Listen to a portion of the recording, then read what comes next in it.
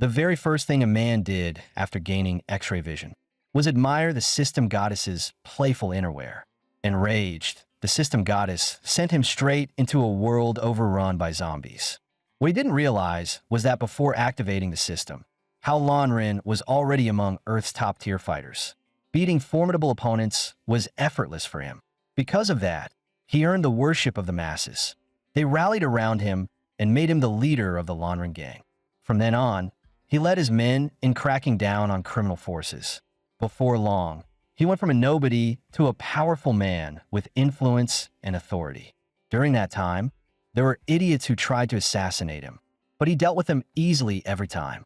What he never expected was that he would ultimately fall at the hands of his own people. As he lay dying, a crisp system notification suddenly rang out.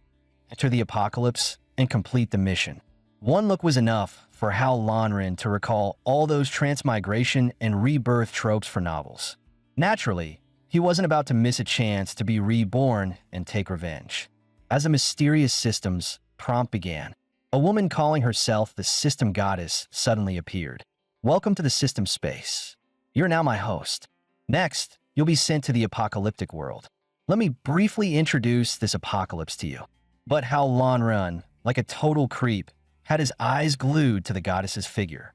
Fortunately, the setting of this apocalypse wasn't complicated. It was simply a world where people drank trashy beverages and turned into zombies, then began attacking humans, plunging the entire world into doomsday. Hao Lanren's mission was to survive in the apocalypse on his own and save the survivors there. With that said, the goddess prepared to teleport him away. Hey, sending a completely helpless guy straight into a world full of zombies. Doesn't your conscience hurt at all? The goddess was speechless. Helpless? You didn't look helpless when you barehanded a plane. As the system's 99th host, of course we'll provide assistance. As she spoke, she displayed a large list of skills. You may choose one skill here. Once selected, it cannot be changed. But Hao Lanren soon realized that he had already mastered almost all of those so-called martial arts techniques.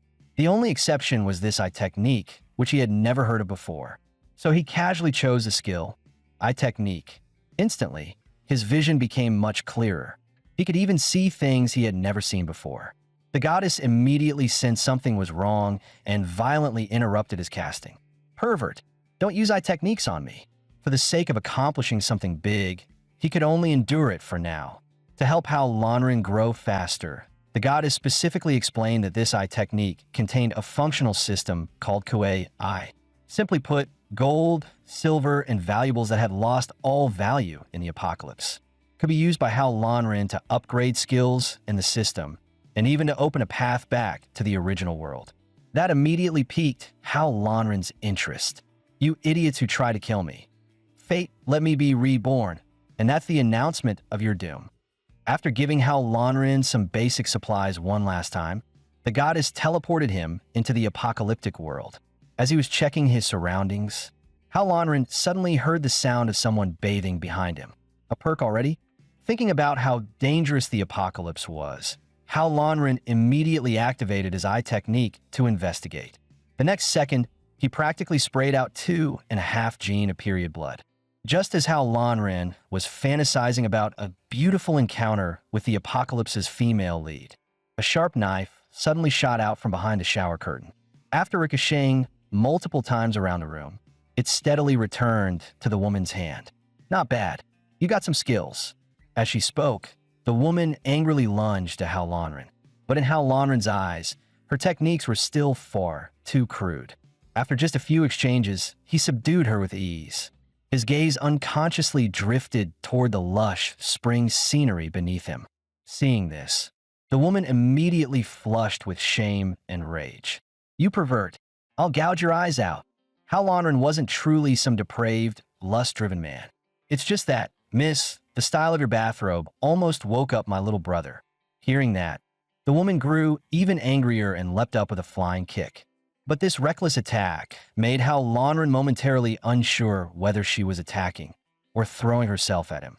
Unbeknownst to him, this very move had slain countless zombies in an instant.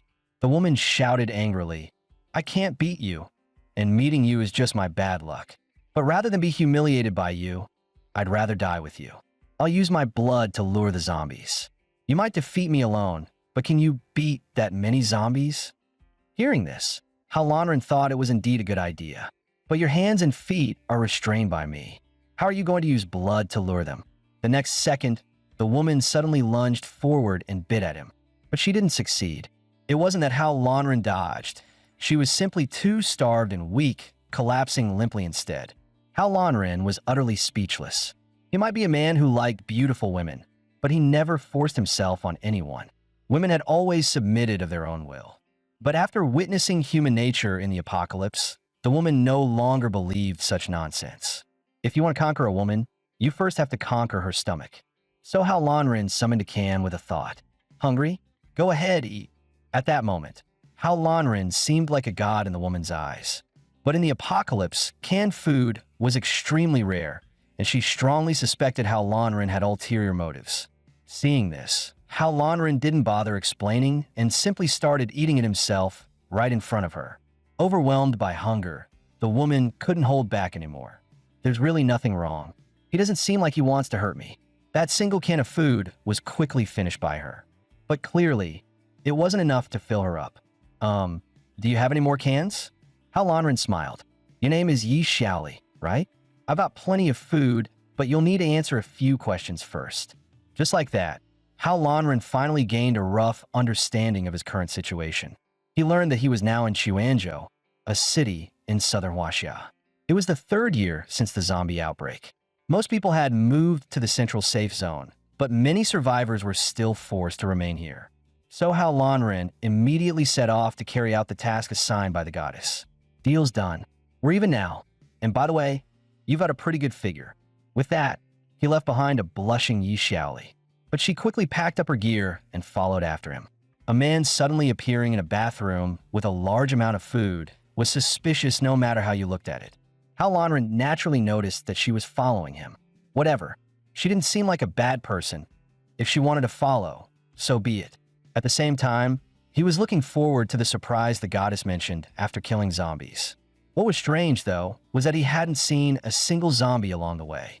Am I not fragrant enough, or something? The moment he said that, a zombie burst through a window, Halonren reacted instantly and cleanly dodged the ambush. He retreated at the same time, pulling distance between himself and the zombie. Was it drawn here by the sound of the soda can? Looks like these things are really sensitive to noise. As his words fell, the zombie slashed at Halonren with a claw. Pretty fast. If those claws hit me, I'd probably turn into a zombie myself. Halonren immediately summoned a dagger. With a single slash, he chopped off both of the zombie's hands. But when he turned back smugly, he found that the zombie's hands had grown back again. No matter how many times Halonren cut them off, the zombie's hands regenerated just as many times. Even Halonren couldn't help finding this troublesome. Since it could regenerate, hacking away like this clearly wouldn't solve anything. So he decisively stored the dagger back into his space. He then gathered all the strength in his body. With a move called Earth-Shaking 18 Forms, he struck straight at the zombie's face. The zombie's head was blown apart on the spot. Based on past gaming experience, zombies could only be truly killed by destroying the head. Sure enough, the zombie completely exploded the next second. At the same time, a large amount of gold dropped. Is this the surprise the system goddess mentioned? In the next moment, Halonren was pulled straight into the system space. Meanwhile, the coins dropped by the zombie were automatically deposited into the system bank. Killing a single zombie granted 1 million coins, enough to officially start spending big. Since Halonren had obtained his first pot of gold, the system's skill upgrade function was also activated. Just as Halonren was getting ready to upgrade like crazy, he discovered that a single upgrade cost 10 million coins. Fortunately, a new system feature was unlocked as well. The system gate allowed the host to return to the original world, but only for 24 hours each time. Hearing this, Halonren was instantly fired up. The very next second, the system goddess poured cold water all over that excitement. Activating the system gate required a staggering 100 million coins. Seeing Halonren so dejected, the system goddess offered a few hints. The virtual space can store and retrieve items, but living beings are excluded. The gold dropped by zombies can only be seen by the host. No manual pickup is required. All gold is automatically credited to the system and converted into the host's wealth. And while the host is inside the virtual space, time in the outside world is completely frozen, so there's no need to worry about being discovered or harmed. After that, the system goddess's figure gradually faded away. Host, make good use of these tips. If you have questions, feel free to call me anytime. Hao Lanren couldn't help rubbing his forehead and sighing. Sounds easy enough, but thinking about the remaining 99 million coins needed to open the system gate just gives me a headache. Even so, monsters still had to be killed. Yi Xiaoli, walking behind him, was completely stunned. He had taken down a zombie with his bare fists, killing it in a single blow. He clearly wasn't familiar with the area, probably an outsider. But how could someone this strong end up in such a small place, carrying so much precious food? The more mysterious he was, the more she wanted to figure out exactly what kind of person he really was. After searching for quite a while, Hao Lanren had only found 4 zombies. Where did all the zombies go? At that moment, a note stuck on a trash can caught Hao Lanren's attention. Written on it was a clear plea for help. An amusement park? Huh? Looks like more zombies are coming to deliver gold to me. After searching around the amusement park for a bit, he soon found the owner of the note. Choo Choo. Big brother, please save me. She had locked herself inside a circus tent to hide from zombies. But her sudden cry for help immediately attracted the nearby zombies. Just as she was frozen in terror, Hao Lanren hurled a stone with all his strength. It pierced straight through the clown zombie's body. Even after turning into a zombie, all you know is bullying women. You must not have been any good when you were alive. Hao Lanren's voice instantly drew the attention of the zombie horde. They charged straight toward him. But to Hao Lanren, who already knew the zombies' weaknesses, this number was nothing to fear. He repeated the same tactic and swiftly killed the Mickey zombie. Then he leaped into the air, slashing and blowing apart the clown zombie's head. The remaining zombies were all taken down by Hao Lanren using various methods. The clattering sound of coins dropping was incredibly pleasant to the ears. Choo Choo was utterly stunned. This man had wiped out all the zombies by himself, so she immediately launched a seduction attempt on Hao Lanren. Big brother, you're so strong. Choo Choo really likes you. But even after a long while, Hao Lanren showed no reaction at all. Just as Choo Choo was feeling confused, she discovered Hao Lanren sticking his hand into a zombie's pants. What was he doing? Was this some kind of weird fetish? All the other zombies dropped gold. Why didn't you? Did you hide it somewhere? I can't even feel it. Damn it, drop already. That's my hard-earned money. Choo Choo was completely freaked out by the scene. Wait, this is way too messed up. After fumbling around for quite a while, the zombie finally dropped its coins. Finally out. That feels amazing. By now, Choo Choo had already labeled Hao Lanren a total pervert. Is it still possible to run? Unfortunately, her whisper was heard loud and clear by Hao Lanren. What did you just say? That snapped Choo Choo back to her senses. She had finally met a man. She couldn't back down now. Straight or not, she tried seducing him first. I said thank you, big brother, for saving me. If it weren't for you, I'd probably be dead by now. Hao Lanren responded with a simple grunt and ignored her after that. Left with no choice, Choo Choo explained that she had attracted nearby zombies while searching for food, was injured while fleeing, and ended up trapped there. Big brother, you're so strong. Could you escort Choo Choo back? I'll definitely reward you generously. Hao Lanren perked up immediately. A generous reward? You mean you've got gold? Choo Choo flashed a flattering smile. Big brother, you're joking. Who wants that stuff in the apocalypse? You can't eat it or use it. But Choo Choo is different. I guarantee you'll get addicted after just one try. Hearing this, Hao Lanren felt disappointed instead. Maybe next time. I've got things to do. Choo Choo froze on the spot. Even my looks can't bend him straight. Then I'll have to use my own way to keep you here. With that, Choo Choo clapped her hands. Her companions hiding in the shadows immediately appeared and surrounded Hao Lanren. Wow, Choo Choo's such a handsome guy. Where did you find him? He's top tier. The other beautiful accomplices chimed in as well. It instantly stirred Hao Lanren's heart. You're all pretty hot too. Choo Choo was dumbfounded. Wasn't this guy acting all unyielding just a moment ago? Sure enough, that saying wasn't wrong at all. At that moment, Chu Chu and the others launched their offensive against Hao Lanren. The sisters all really like you. As long as you come with us, we'll all be yours. That's right, handsome. We got good food and drinks waiting for you. Come back with Chu Chu. Hao Lanren agreed without hesitation. No problem. I'll go along with whatever you say. Hearing this, all four of them revealed satisfied smiles. This man was extremely dangerous. They had to deal with him while his guard was down. But when they came to their senses, they realized all the hidden weapons on them were gone. At the same time, Hao Lanren flashed backward, widening the distance. No need to look. I've got everything right here. Hong Ying and the others were instantly shocked. Hao Lanren, however, remained completely calm, because before arriving at the amusement park, he had already detected Hong Ying and her group using his eye technique. They were fully equipped, nothing like helpless women at all. That made Hao Lanren immediately realize this was a trap set specifically for those who took the bait. So he used a classic martial trick, asterisk sleight of hand star. While talking, he smoothly lifted all of Hong Ying's group's weapons. Even after being exposed, Hong Ying and the others clearly had no intention of backing down. So what if he saw through us? Sisters, get him!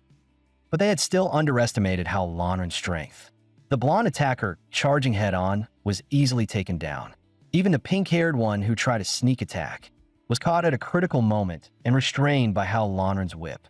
Seeing this, Chu Chu and another companion refused to stay idle. They both unleashed their ultimate moves at Hao Lanren. Not only did Hao Lanren dodge every attack, he also took the chance to cuff them both with handcuffs. Without giving them any chance to speak, Hao Lanren knocked all of them out with a swift chop. Yi Xiaoli, who had been watching from the side, couldn't help feeling puzzled. She hadn't expected him to remain completely unmoved by beauty.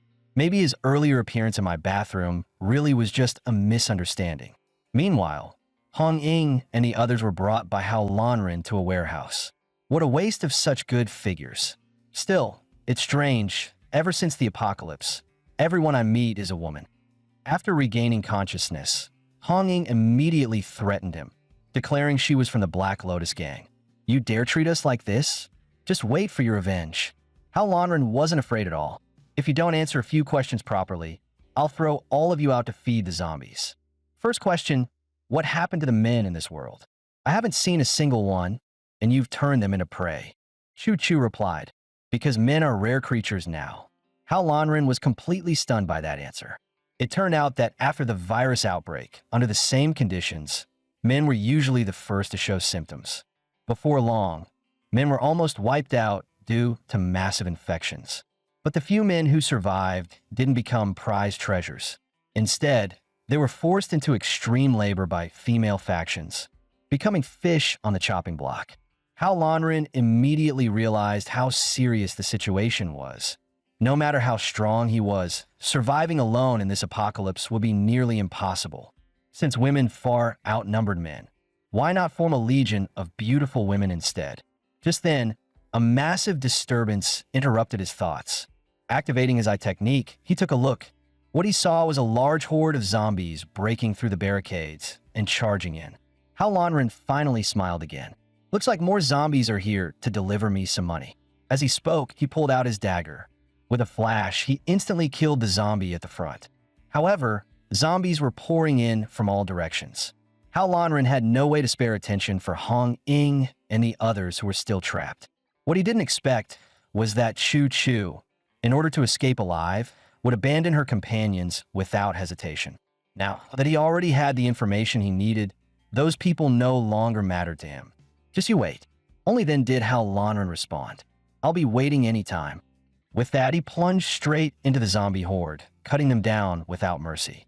The joy of coins constantly dropping was practically overflowing the screen. Yi Xiaoli, who didn't know what was really going on, could only stare in a daze. She even started wondering whether Hao Lanren disliked beautiful women and had a strange fondness for zombies instead. Just then, Hao Lanren suddenly took out a can of meatballs. It instantly made Yi Xiaoli drool. Seen enough?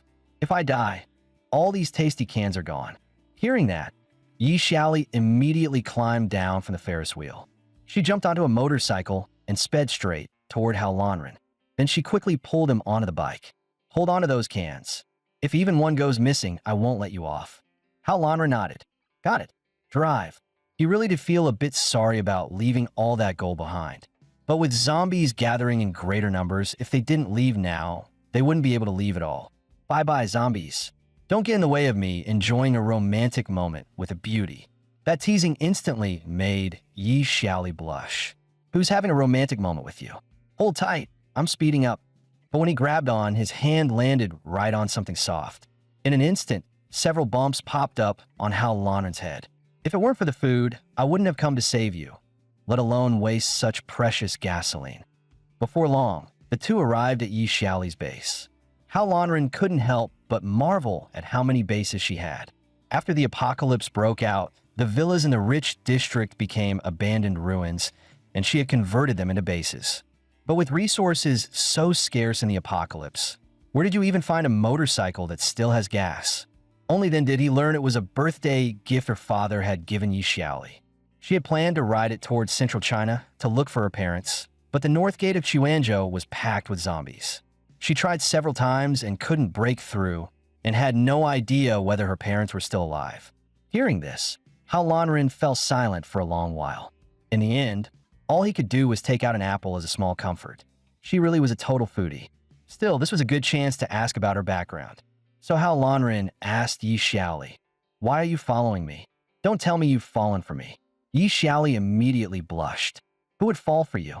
I just feel bad about wasting all that food. Besides, if you die, I won't be able to get any food from you anymore." Then she raised her own question. "But seriously, who are you? Where are you getting so much food from?" Hal Lanran wasn't ready to answer yet. After all, he didn't truly know Yi Xiaoli either. In the end, Yi Xiaoli introduced herself first. Before the apocalypse, she had been a member of the national fencing team, skilled with cold weapons. After 2 years of survival training, her combat ability was pretty solid. "Just not as good as a freak like you," she added. That matched Hal Lanran's expectations. Anyone who could hold their ground in the apocalypse couldn't be weak. "I'm planning to build my own group here anyway. Men may be rare, but wouldn't it be more interesting to form a team of women who are both easy on the eyes and good fighters?" As he spoke, Hal Lanran couldn't help letting his imagination run wild. Yi Xiaoli noticed it immediately. "What creepy thoughts are you having now? You still haven't told me who you really are." Hal Lanran didn't mention the system at all and made up an identity as a martial arts instructor instead. "As for my food, it's all in my pants. If you don't believe me, feel free to check." As expected, he got beaten up again. Back to business. "Yi Xiaoli, are you interested in making a deal?" Yi Xiaoli immediately became cautious. "What kind of deal?" Hal Lanran said plainly that he planned to hunt zombies in this area.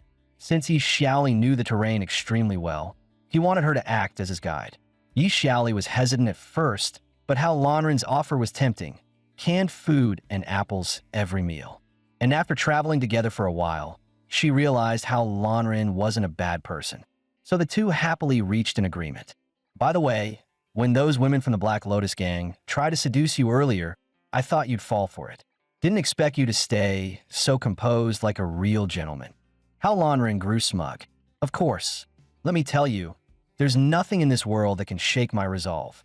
Before he could finish speaking, reality slapped him in the face. "Sis, you're back." Seeing the unfamiliar man with a face full of nosebleed, Yi Xiaomei instinctively covered her body with her clothes. Already weakened from blood loss, Hal Lanran somehow got beaten up again. "I'm taking my sister to change. If you dare peek, I'll beat you up." Hal Lanran was speechless. "Didn't you already beat me?" And that was pretty hard, having a stunning beauty suddenly appear in the room, plus the whole bandage look. Who could possibly handle that?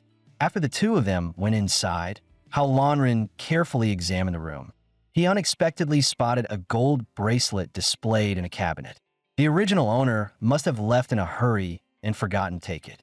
The moment Hal Lanran touched the bracelet, it automatically converted into assets in his system. It turned out that as long as it was gold, it could all be converted into his assets. If he could find more gold, wouldn't it be long before he could return to his original world? With that thought, Hal Lanran started rummaging through the villa, turning everything upside down.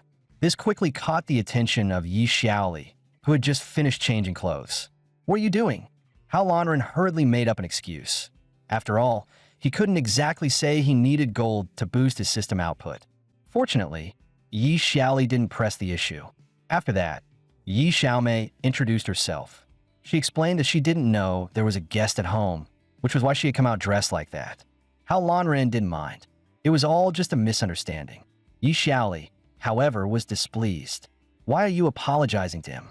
He's the one who took advantage of you. Yi Xiaomei immediately interrupted her sister. Didn't you tell me he shared food with you? He helped you. He's our benefactor. Hearing that, Yi Xiaoli decided not to pursue the matter, at least for the sake of the food. Though the twins looked identical, their personalities were worlds apart, like an angel and a devil. They then learned that Yi Xiaomei was a sharpshooter, but had been ambushed while gathering supplies and was badly injured. Yi Xiaoli wanted to avenge her sister, but the fighting drew in more zombies, forcing her to retreat to survive. Unfortunately, her sister's wound became infected.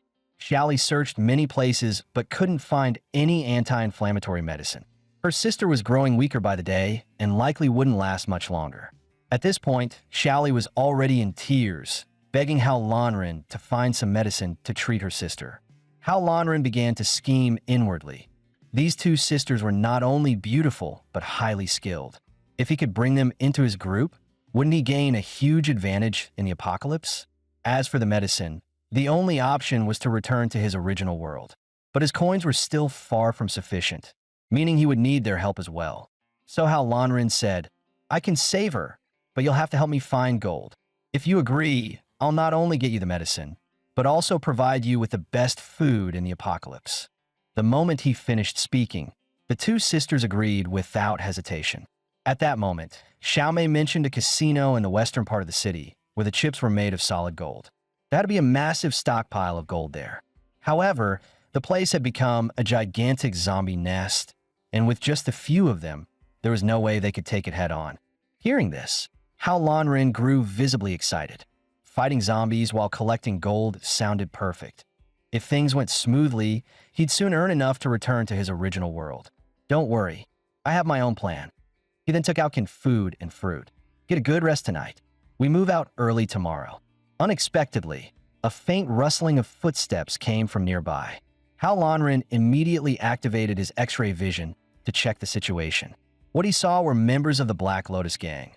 Among them was Chu Chu, the woman who had escaped last time. If he wasn't mistaken, she was here for revenge. In his current state, a direct clash wouldn't be wise. Hao Lanren quickly summoned the goddess system, hoping for some practical assistance. Sure enough, with the goddess's help, his eye technique was upgraded to Martial Soul Eye. A massive surge of power flooded his body, making him feel like a super scion in an instant. The system also unlocked the Eye Roulette. For 2 million coins, there was a chance to draw high-tier weapons or skills. The moment he heard that, Hao Lanren got fired up and immediately spent 2 million coins to activate it. As the roulette slowly came to a stop, he found a roll of toilet paper in his hand. What the hell? 2 million for toilet paper? This is a total scam. One more spin. This time, what appeared was a bikini. But Hao Lanren quickly caught on. A grin spread across his face. Looks like dealing with the Black Lotus gang would require a beauty trap. He selected a female zombie from the horde and used his martial soul eye to establish control, making her strike seductive poses among the zombies. In the next second, all the surrounding zombies were utterly captivated. Meanwhile, the Black Lotus gang was still eagerly preparing to wipe Hao Lanren out, completely unaware that a zombie army was already waiting for them. They cautiously pushed open the main door, only to find the place completely empty. Suddenly, a strange click-click sound echoed nearby, and the two immediately slid forward and rushed inside. What they saw next made their eyes widen. A female zombie in a bikini was casually dancing. With a heavy thud, she jumped down, and a massive group of zombies appeared behind her. Cold sweat poured down their backs. Were these zombies actually watching her dance? All the zombies suddenly stopped and stared straight at them. Only then did Ruhua realize what was happening. This is a trap. Run! She raised her machine gun and fired wildly into the horde, but most attacks were blocked. Even the vital headshots were shielded by the female zombie's arms. At that moment, Chu Chu punched Ruhua in the face. Give me the gun.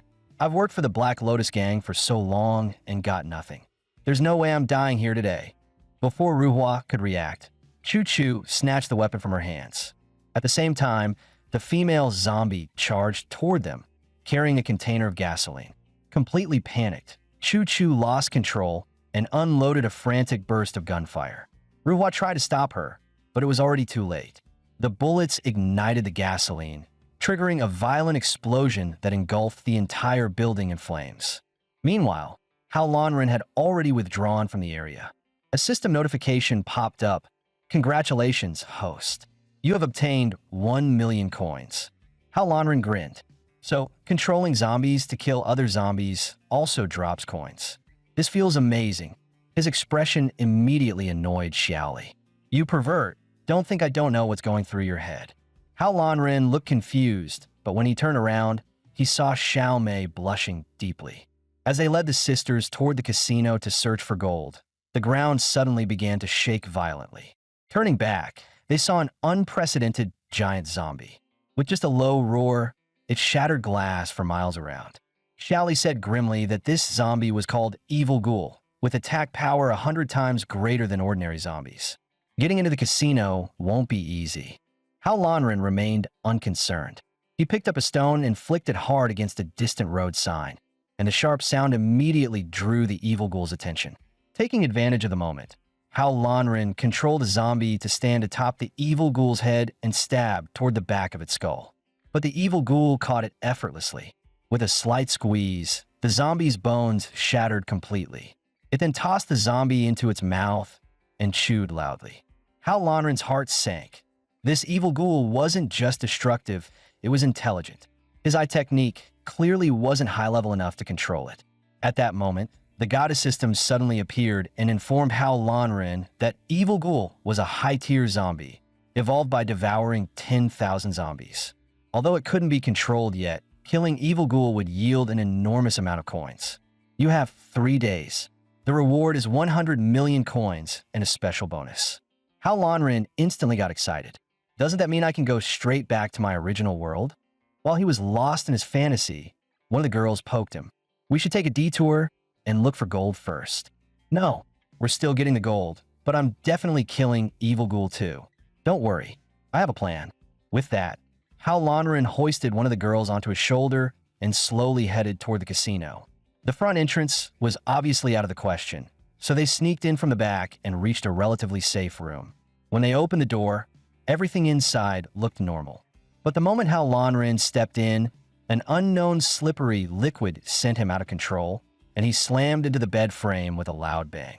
Just as he wondered why the floor was so slick, a strange sensation made him freeze in shock. Hearing the noise, Xiaoli rushed in. The sight before them left both of them stunned. The room was filled with all kinds of bizarre items, while Hao Lanren lay by the bed with a blissful look, occasionally making extremely lewd expressions. Furious, Xiaoli immediately gave him a solid bump on the head. Only then did they realize it was an extremely luxurious room, stacked with rare supplies. A nouveau riche-looking old man spoke up. If Hao Lanren was willing to stay, he could marry off all 3 of his daughters to him, and rare food in the apocalypse would be guaranteed.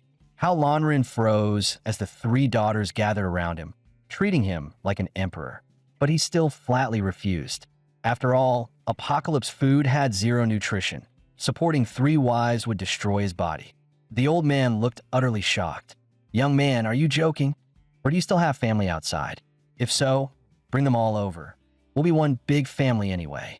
Seeing the sinister look on the old man's face, Hao Lanren immediately understood. This old pervert wasn't targeting him at all. He was after Xiaoli and Xiao Mei. Otherwise, he wouldn't have rescued a stranger in a bedroom and claimed the place was so safe, even Evil Ghoul couldn't find it. Hao Lanren instantly activated his vision ability and saw strange devices everywhere. These women were clearly being controlled through threats. At that moment, Evil Ghoul appeared. Strangely enough, it showed no sign of attacking and instead sat upright outside the building.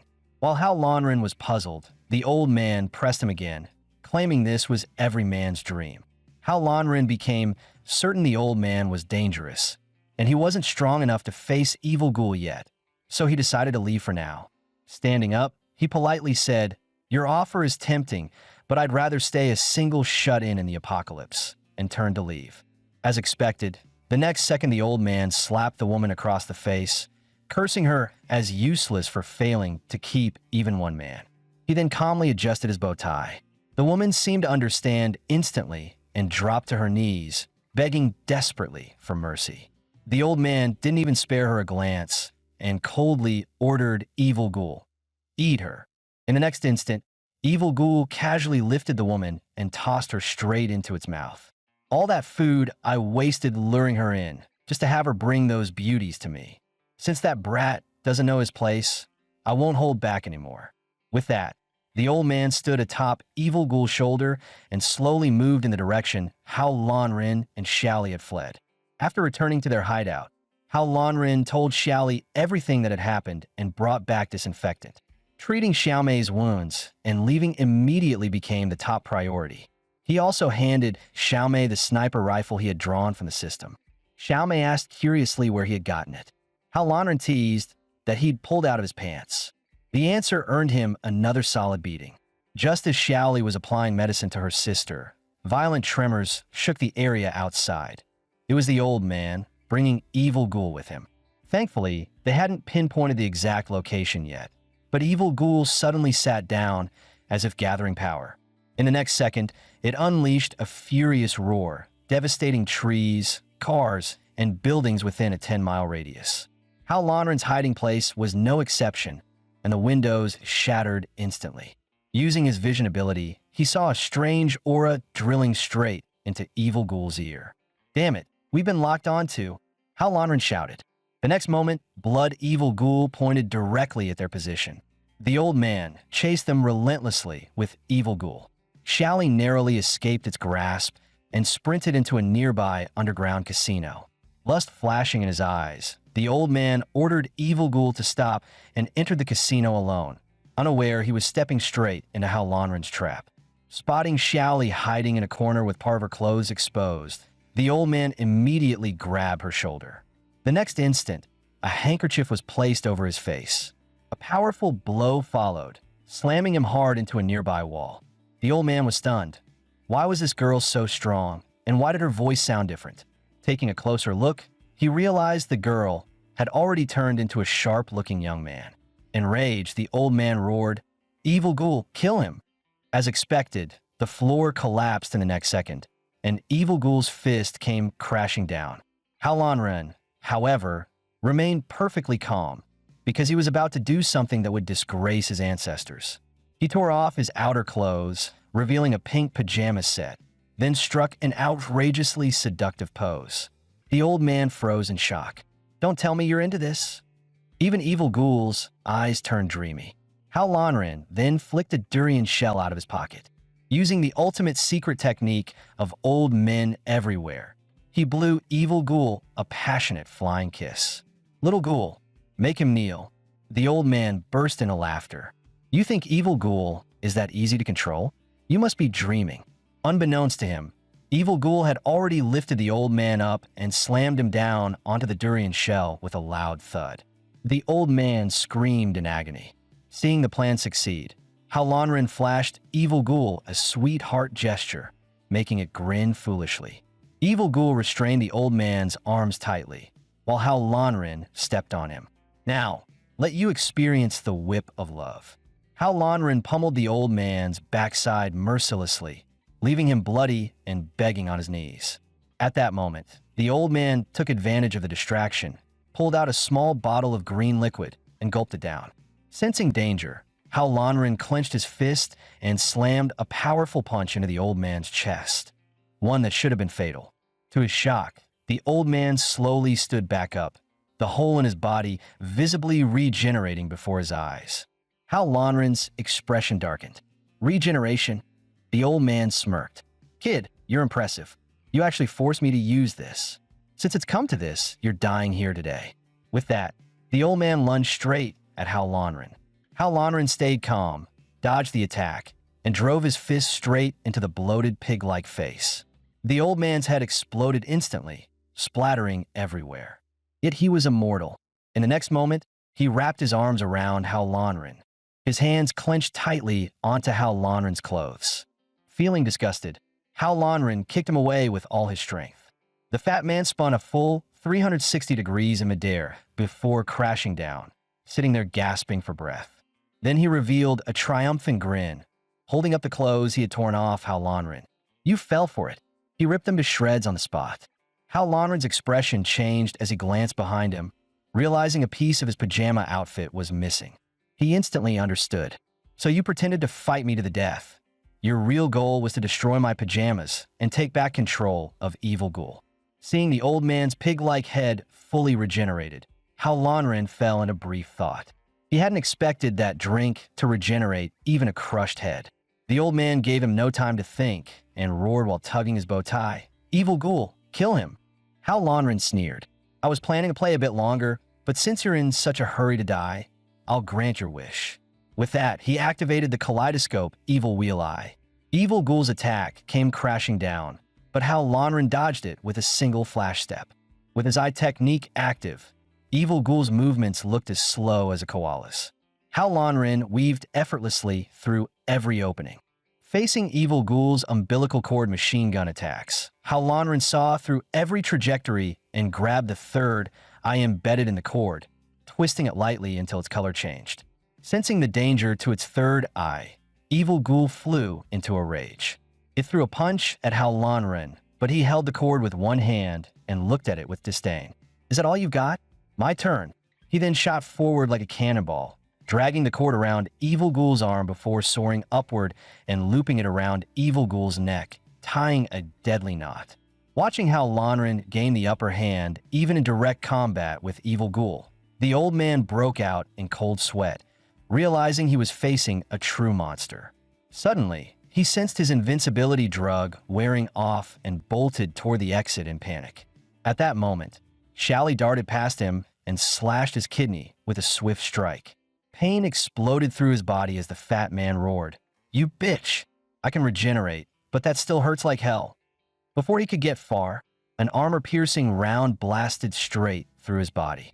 Feeling himself lose nearly 100 pounds in an instant, the old man stared in disbelief. That's some insane weight loss speed. When the old man saw Xiao Mei holding a sniper rifle, his face changed instantly as he cried out in shock. How do you have a sniper rifle? What answered him was the cold flash of sharp sword. You should worry about your own life first, Xiao Li said coldly.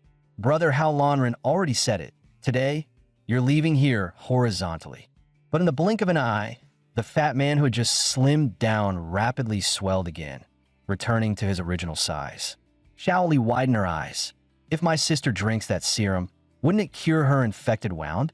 She immediately glared at the old man and demanded to know where the serum came from. The old man grinned wickedly. That's good stuff. No matter what injury you have, once you drink it, you'll recover. Let me go, and I'll give it to you. Before he could finish, his heart suddenly began pounding violently. Pain twisted his face. Side effects. Looks like the effect is about to wear off. I need to get out of here now. At the same time, a burning pain surged through his arm, and he let out a scream.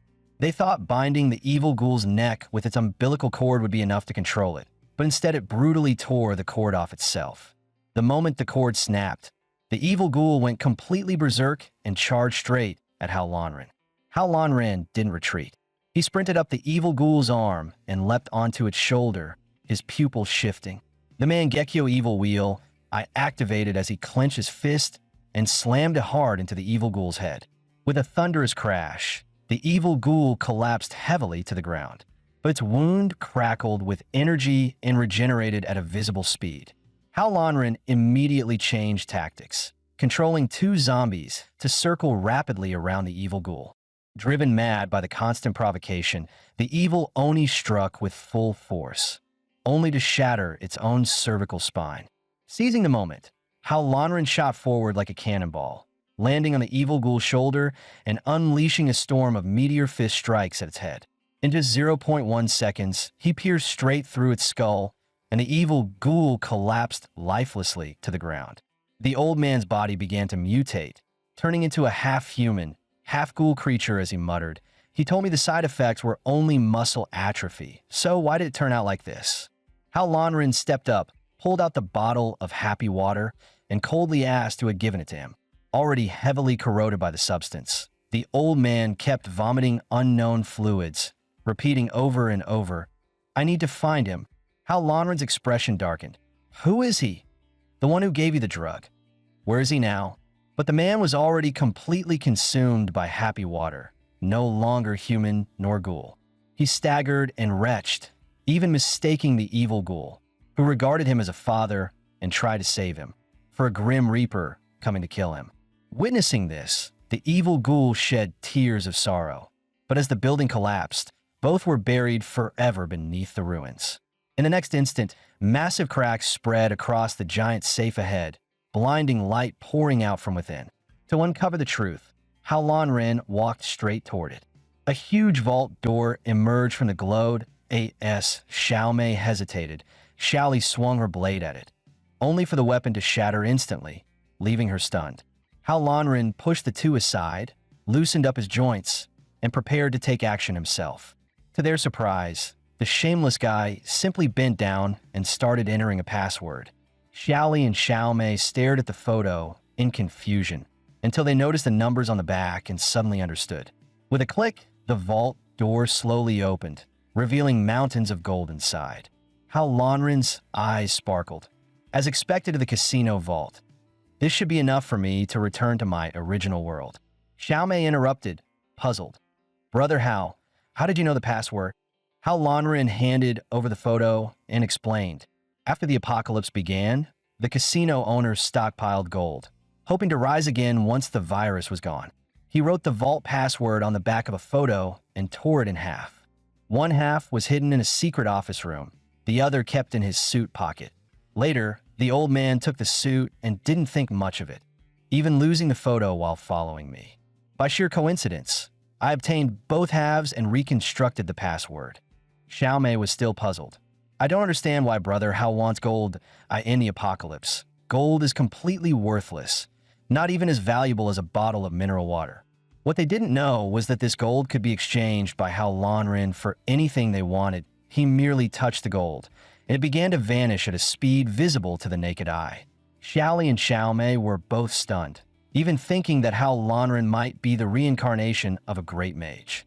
How Lonren, however, remained calm as he looked at the rapidly skyrocketing balance in his account. Turning to the girls, he said, "All right, no more pretending that I'll be honest. I'm actually a billionaire who crossed over from another world." The girls found it hard to believe him, yet they had no way to explain his endless supply of food or the gold that disappeared out of thin air. The air suddenly fell silent. Xiaomei stepped forward timidly. "So, you need gold because you want to return to your original world?" Before How Lonren could answer, Xiaoli asked anxiously, "Then, will you come back?" Seeing Xiaoli's fear of losing him, How Lonren gently patted her head and smiled affectionately. "Of course. All my girls are still here. How could I not come back?" The words made Xiaomei's heart flutter. She blushed and covered her mouth, while Xiaoli also became shy and flustered. But in the next second, her expression changed completely. Seeing Xiaoli like that, How Lonren felt as if his feet were nailed to the ground, unable to move, and was taken down by a brutal scissor lock that left him utterly helpless. Wanting to stay far away from this hot-tempered woman, How Lonren sat on a high spot with a blade of foxtail grass in his mouth, watching the still angry Xiaoli with a playful smile. "The sun's already up. You still not coming out?" Suddenly, with a splash, a pair of small hands reached out from the soil. The unexpected movement startled Xiaoli. A small zombie burst out of the muddy ground, shooting toward How Lonren like a cannonball. Seeing a zombie moving at such terrifying speed, the girls' faces changed instantly as they shouted, "Brother How, watch out!" How Lonren glanced over coldly and caught the zombie by the neck with one hand. The small zombie struggled desperately, letting out hoarse growls. How Lonren gave a wicked smile. Not bad for a little evil ghoul. Even this small, it's still that strong. Hearing the term little evil ghoul, the girls looked confused. Isn't the evil ghoul supposed to be enormous? How did it become so small? It's always been this small. The giant form was just one of its abilities. When I saw the infant inside at the old man's place, I knew it wasn't that simple. It listens to commands like a child. That means the infant is the true core of the evil ghoul. I wanted to study the connection between the evil ghoul and that regenerative happy water, but the building collapsed too fast. Hao Lanren said, "So then, little evil ghoul, tell me everything you know." Was this what people meant by suddenly becoming a dad? Hao Lanren handed the small zombie a pacifier, only for it to immediately call him mom, jump into his arms, and ask for a hug. Looking at the small zombie that had tried to stab his kidney just moments ago and was now drooling all over him, Hao Lanren wore a look of pure disgust, holding it at arm's length to keep it away. Xiaoli and Xiaomei watched with schadenfreude. So it really is true. Milk makes the mother. If it didn't bite people, I'd totally be its godmother. Hearing that, Hao Lanren grew irritated. He put on a fierce expression to intimidate the small zombie and sternly warned it never to bite anyone again, or would never get another pacifier. The small zombie seemed to understand and immediately quieted down. Seeing how obedient the small zombie was, Xiaoli's maternal instincts overflowed, and she hoped Hao Lanren would keep it. Keeping the small zombie meant it could help him kill zombies, but killing it would earn him a system reward. Hao Lanren found himself torn between the two choices. At that moment, the system suddenly appeared. Congratulations, host. Through sheer charisma, you have subdued the evil ghoul and exceeded the mission requirements. The 100 million reward has been credited. In addition, bonus reward adjustment has been activated. The system will now undergo an upgrade. Faced with the sudden windfall, Hao Lanren stood there in a daze. The system gave him no time to react and immediately presented three options after the upgrade. First option, a simplified attribute cheat. Attribute points dropped by monsters could be picked up directly and used to enhance his stats. Second option, a personal dungeon, where he could take shelter, grind levels, hunt monsters, and grow stronger in secret. Third option, Hao Lanren's favorite feature, forming his own girl group in the apocalypse. Each woman recruited as a member would grant massive rewards, but the limit was 99 members. The countdown starts now. You have 5 minutes to make your choice. Before the system could finish speaking, Hao Lanren cut it off in the next instant. He transformed into a domineering CEO and chose the third option without hesitation. With a serious expression, he declared, "A girl group is the choice of a mature man." Looking at Hao Lanren, the system gave him a pitying glance. After the upgrade, you can view the affection levels of all women. When someone's affection reaches 100, you may decide whether to recruit her into the girl group. Members will also receive system protection and rewards. Hearing this, Hao Lanren was moved to tears. This was tailor-made for me. He had thought sudden fatherhood was unbearable for any man, yet the system had delivered a special reward instead. As long as a woman's affection reached 100, he could directly add her to his harem, and the system even provided him with a room every hardcore homebody dreamed of. Staring at the dazzling benefits inside the room and imagining his future life, Hao Lanren became so excited that he bounced around on the sofa like an overjoyed husky. At that moment, a system notification popped up, detected that the evil ghoul's affection toward the host has reached. Would you like to recruit into the girl group? Recruitment will grant rewards. Seeing this message, even the system goddess hadn't expected the evil ghoul to be a little girl. A faint smile appeared at Hao Lanren's lips as he immediately confirmed the selection. The screen then displayed the girl group member profile. Young evil ghoul, juvenile. Level 1 skills. Parasitic evil, LV.1. Disguise LV.1. Sonic detection LV.1. The system goddess announced, "Congratulations, host. You have recruited your first girl group member. You will receive the following rewards. 50 gene of fresh pork, 50 gene of fresh beef, 2 non-fu rechargeable batteries, and 1 mysterious crystal capable of plundering unknown abilities." Staring at the syringe in his hand, Hao Lanren asked in confusion, "Is this used to extract abilities from zombies or evil ghouls?" The system goddess replied, "Congratulations, you guessed correctly. Extracted abilities can be injected into humans, granting them special powers." Realization dawned on Hao Lanren. Then the so-called happy water that old man drank must have been something similar, right? The system goddess replied arrogantly, No, this is not that kind of low-grade product with side effects." Hao Lanren picked up the crystal again and asked, "Then what exactly is this?" The system goddess gave a sly smile. "That is something you'll have to explore on your own. Too lazy to think further. Hao Lanren tossed the crystal straight into the meat storage box. Watching his account balance skyrocket, the system goddess asked, "Would you like to open the gate to return to your original world now?" Hao Lanren shook his head, realizing he still hadn't properly settled Xiaoli and Xiaomei, and ended his conversation with the system. When he returned to reality, the first thing he saw was the first member of his girl group. Turning his gaze to Xiaoli and Xiaomei, he discovered that their affection toward him had already reached 80. Hao Lanren thought to himself, after spending days together and going through life and death, this level of affection makes sense. He clenched his fist, making a silent vow. When I come back, I'll definitely recruit them into the girl group. Behind him, the evil ghoul mimicked the gesture and clenched its fist as well, perfectly in sync. Xiaoli and Xiaomei were left speechless, suspecting the two had knocked their heads silly during the earlier fight. To stop them from acting any stranger, Xiaoli stepped forward and suggested giving the young evil ghoul a name. Seeing the expectant looks on Xiaoli and Xiaomei's faces, and then the silly expression of the young evil ghoul, inspiration struck Hao Lanren. Let's call her Hao Guai. After playing with Hao Guai for a while, Hao Lanren told her to listen to the sisters while he was away. He also informed Xiaoli and Xiaomei that he needed to head back for a bit, though there was still one important matter to take care of before leaving. At that moment, a woman, driven by jealousy and the desire for favor, turned on her own close friend. All because that friend had tried to help her escape the clutches of that disgusting fat man. She pretended to agree, but secretly raised a wine bottle to ambush the short-haired girl. After the ambush succeeded, the short-haired woman didn't fight back. Instead, she calmly asked why, at a time like this, she was still competing for favor. The woman didn't answer. Instead, she sternly scolded the short-haired woman. "That fat man dotes on you so much, yet you still want to run? I'm not fighting for affection. I'm fighting for resources. You idiot.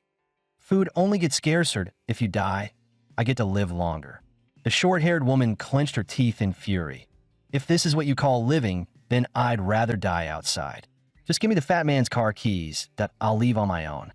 Hearing her demand the car keys, the woman clenched her fist, her face turning vicious as she lunged forward.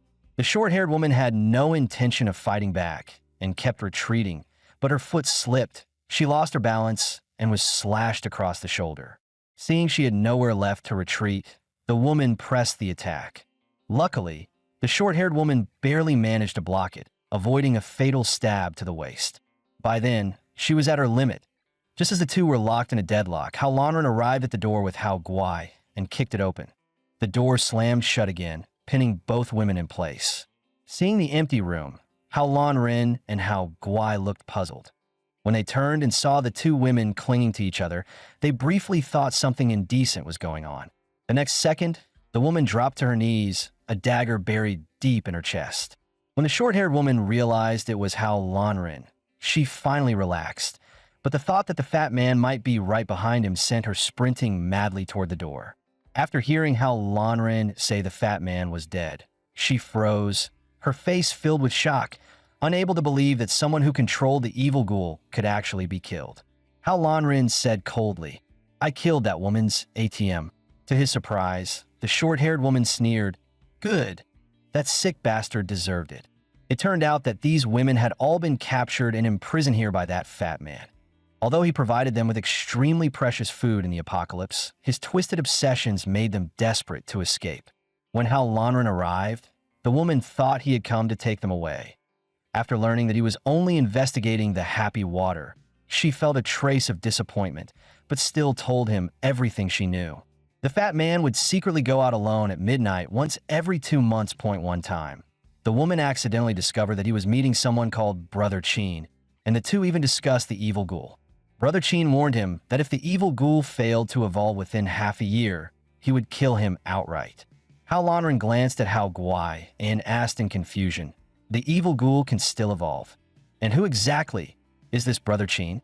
"I don't know his true identity," the woman said, "but I'm sure this bottle came from him." She pointed at the bottle. The symbol on Brother Chin's clothes is exactly the same as the mark on this bottle. After getting the answers he wanted, Hao Lanren put the bottle away and prepared to leave. But just as he reached the door, the woman called out to him, her cheeks flushed. "I'm heading to the survivor base Dio, you want to come with me? Halonren turned back with a faint smile. I'd love to, but if the two women at home find out I ran off with someone else, they'd probably chase me down with knives.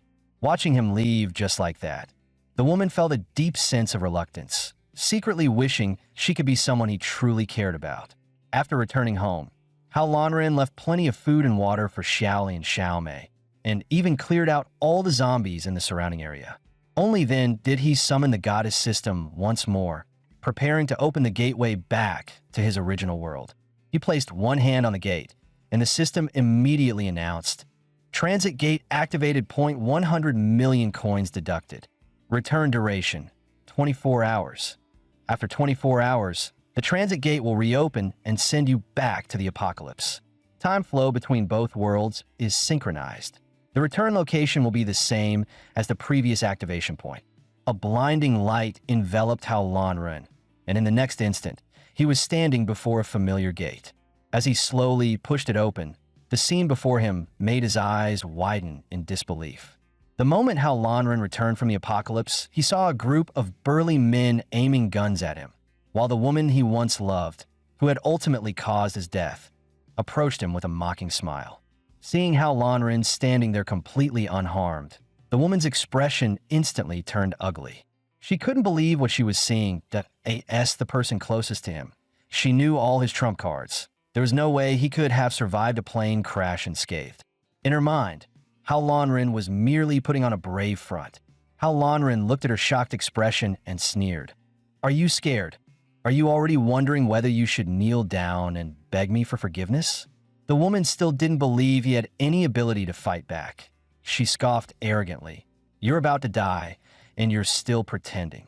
Halonren saw straight through her thoughts and taunted her. "Whether I'm pretending or not, why don't you come over and find out?" Seeing his confident, utterly disdainful attitude, the woman ground her teeth in rage. "Don't think being a grandmaster makes you untouchable. Today, I'll make you kneel and beg me." Behind her, a simple-minded man who looked like he'd grown up on tainted milk stepped forward, staring at Halonren with a blank, foolish expression. Facing the woman's twisted grin, Halonren casually picked his nose and gave her a look filled with quiet mockery. By then, the foolish brothers had already grabbed the serum. Without hesitation, they drove the syringes straight into their own necks. Halonren thought to himself, "No wonder. They don't even flinch at the pain." As soon as the injection was complete, the twins' bodies began to change.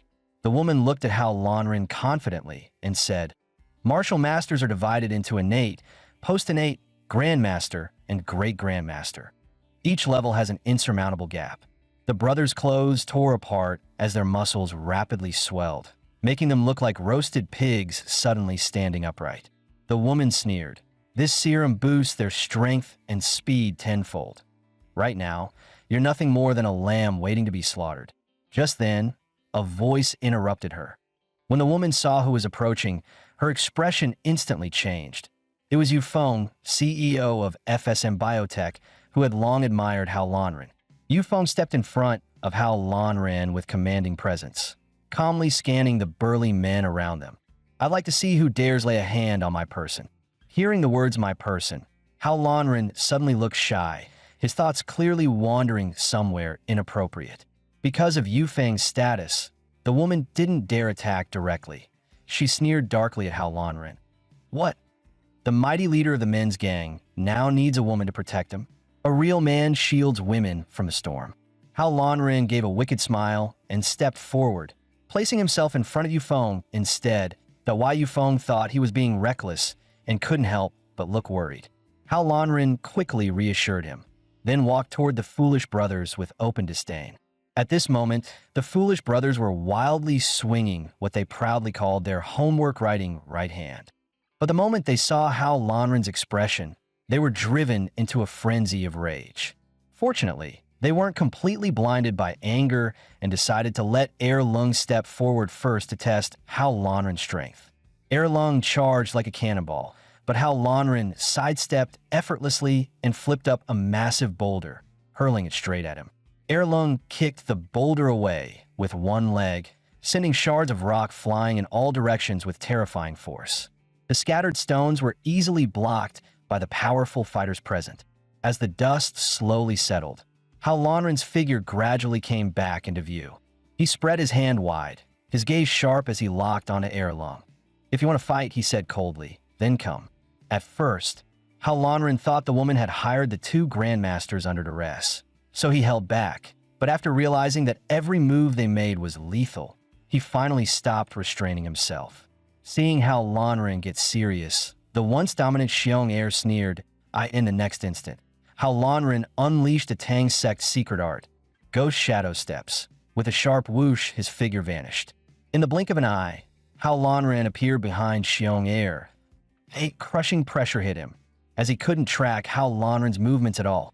Witnessing Hao Lanren's overwhelming power, Xiong Da's face changed drastically, and he urgently warned Xiong heir of his position.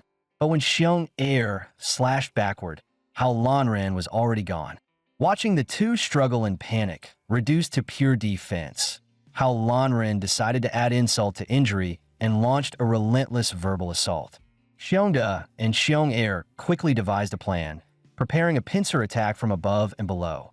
Once Hao Lanren's position was locked, Xiongda unleashed the flying crane grappling hand toward his upper body, while Xiong heir charged straight in with a coiling dragon kick.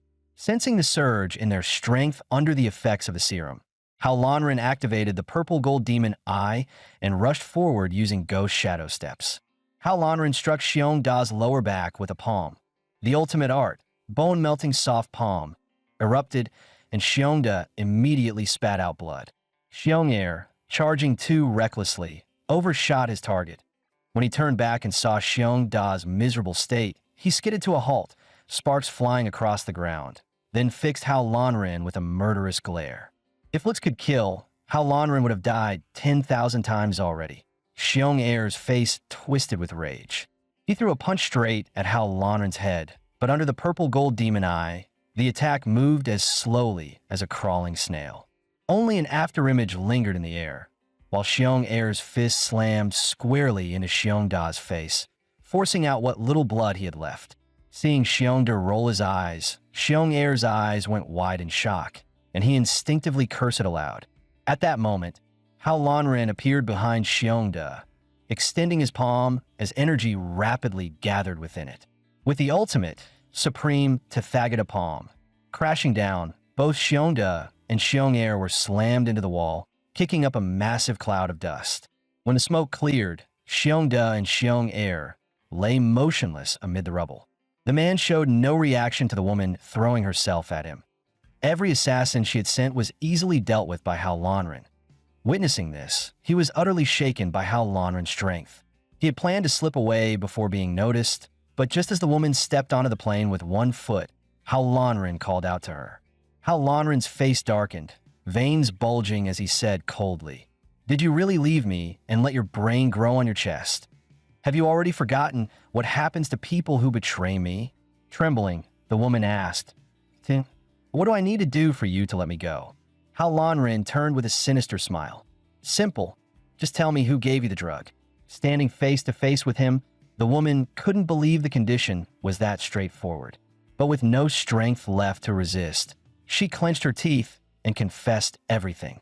The drug, it turned out, was a new project developed by a cutting-edge weapons company. The person who gave it to her was the company's CEO, Zhou Jun, and he was also the one who orchestrated the plane crash meant to kill Hao Lanren. The woman insisted that everything she did had been under Zhou Jun's threats. In the next moment, however, she pressed herself against Hao Lanren, her chest tight against him, cheeks flushed as she whispered pleas for forgiveness. Hao Lanren looked at her with contempt and said coldly, "Enough. Speak properly. Stop trying to fool me." A sharp pain shot through her fingers. She stared at him in disbelief. How is this possible? He used to cherish me so much. How could he be like this now? Hao Lanren didn't linger in his memories. His eyes turned vicious as he stared straight at the woman and asked coldly, "Tell me, why did he want me dead? And where is he now?" The woman finally accepted reality and collapsed to her knees. Trembling, she said, "He seemed to want something from your territory. As for where he is, I really don't know, that he always contacted me one-sidedly." The next moment, Hao Lanren grabbed her face and continued pressing for answers. Terrified by the sudden move, she shook violently. I really don't know, but Hao Lanren didn't loosen his grip until tears were forced from her eyes. Only then did he let go. Looking down at the woman as she coughed violently, Hao Lanren pointed at her from above. Hao Lanren, keep my word. This time, I'll spare you. With that, he turned and walked away. Yet the moment Hao Lanren left, the woman's pitiful expression vanished. In the blink of an eye, she showed just how fast a woman could change her face. Suddenly, a voice made her heart skip a beat. Hao Lanren agreed to let you go, but some people didn't. Yufeng appeared, walking toward her with his subordinates. When rivals meet, sparks fly. Seizing the chance, Yufeng beat Ji-Ro until her face was swollen, then tied her up, preparing to take her away. Even in that state, Ji-Ro still screamed hysterically, "If any of you dare touch me, I'll make sure your brothers turn on each other." Watching Ji-Ro completely lose control, Hao Lanren didn't respond. He only told Yufeng to pry every secret out of her mouth. After all, they had once loved each other, and he couldn't bring himself to do it personally. Hao Lanren then handed Yufeng a slip of paper, instructing her to gather everything listed on it. When Yufeng read the list, she froze on the spot, half convinced he was about to claim a mountain and start his own faction. But recalling that Hao Lanren's accounts had been frozen during his disappearance, and that he was now completely broke, she still told him the truth. She had planned to spend money and effort to help him get everything done, hoping it would bring them closer. But Hao Lanren only sneered and pulled out an unlimited limit ultimate straight man card. "Take it. Use it however you want it. If it's not enough, just come ask me," Hao Lanren said casually. The card, it turned out, had been given to him by the system goddess. Its balance was linked directly to system coins, allowing him to spend freely in the original world. Yufeng stared at the man in front of her, feeling deeply annoyed. What a hopeless straight guy, she thought. I practically threw myself at him, and he didn't care at all. Completely oblivious to her thoughts, Hao Lanren finished giving instructions and headed alone to a hotel in the city. Entering a rundown place so shabby it could make even rats cry, Hao Lanren tapped the counter lightly. The man behind the counter, smoking a cigarette, didn't even look up. He said all rooms were full and told Hao Lanren to leave. But when Hao Lanren quietly said the code phrase, "Potato, potato, I'm a sweet potato," the man instantly straightened up and replied nervously, stinky fish, I'm a rotten shrimp." After successfully confirming the code, the man led Hao Lanren down to the basement and told him to go in alone. The moment Hao Lanren pushed the door open, a massive hand lunged toward him. A veteran of countless battles, Hao Lanren wasn't about to get caught so easily that he sidestepped, dropped his backpack, and counterattacked at once. He bent low and sprang backward, performing a clean backflip to evade the strike. When he looked up, both sides locked eyes, then broke into smiles. Seeing Hao Lanren again, the others burst into excitement and immediately began complaining all at once. Back then, 8 brothers had followed Hao Lanren to conquer the world. But after Jiro's relentless pursuit, only 5 remained to avoid her. They had been hiding here ever since, afraid to go outside. Hearing this, Hao Lanren crushed a soda nearly a meter thick with his bare hand in fury. Even so, he didn't let anger cloud his judgment. Instead, he instructed them to operate in the shadows, protecting themselves while uncovering the force backing Jiro. He explained that he would be leaving for a while and had already left enough funds to keep the company running, that if anything came up, they could seek help from Yufeng. As the saying goes, when a woman chases a man, it's only a thin veil, but that rule clearly didn't apply to Yufeng. She prepared 2 full crates of supplies for Hao Lanren like a devoted lackey, only for him to ask her for yet another favor. Yufeng couldn't help but glare at him fiercely. "You're treating me like a tool, aren't you?" Seeing Yufeng on the verge of exploding, Hao Lanren scratched his cheek guiltily. "No, it's not like that. This is something you'll definitely be interested in." When Yufeng saw what Hao Lanren took out, she showed a look of disdain, but his next move left everyone stunned. He dripped a single drop of happy water into a white mouse's mouth. In an instant, the mouse's head separated cleanly from its body. But the next second, something even more bizarre happened. The wound began to writhe, and in the blink of an eye, a brand new mouse head regenerated. Yufeng was completely shocked by what she saw, unable to say a word. A thought immediately formed in her mind. If this drug could be researched and replicated, her family would achieve a massive leap forward. After finally calming herself down, Yufeng agreed to Hao Lanren's request, though she couldn't help complaining that he'd wasted too much happy water on the mouse. Hao Lanren didn't argue back. He was only worried that Yufeng might not have fully grasped the drug's effect and think he truly saw her as nothing more than a tool. He then asked Yufeng to look after the Lanren gang brothers while he was away. Hearing Hao Lanren say he would be gone, Yufeng's expression changed instantly. She almost thought his life was in danger. Fortunately, Hao Lanren quickly explained that he would return soon, which finally put Yufeng at ease. Seeing Hao Lanren return after disappearing for a while and acting so mysteriously, Yufeng couldn't help but fall into deep thought. After a long day finally passed, Hao Lanren received the system's teleportation notification. While waiting, Hao Lanren felt smug about all the supplies he had brought back, already imagining the rewards Xiaoli and Xiaomei might give him once they saw them. The thought went a bit too far. His nose started bleeding before he could stop himself. As the system teleportation activated, the sound of rushing water echoed in his ears. In the next instant, Hao Lanren appeared inside a bathroom. The scene felt strangely familiar. It was exactly where everything had begun. The baby had grown into a little girl in just one day. Fresh from teleportation, Hao Lanren mistook her for a new type of zombie. He lunged forward instinctively, only for her to leap up and catch him instead. The next moment, the little girl grabbed Hao Lanren's hands and spun him into an invincible whirlwind, leaving him sprawled on the floor in pain afterward. When the little girl suddenly called out, "Mommy," Hao Lanren finally realized what was going on. Just then, Xiaomei pushed open the door, and her expression instantly darkened at the sight.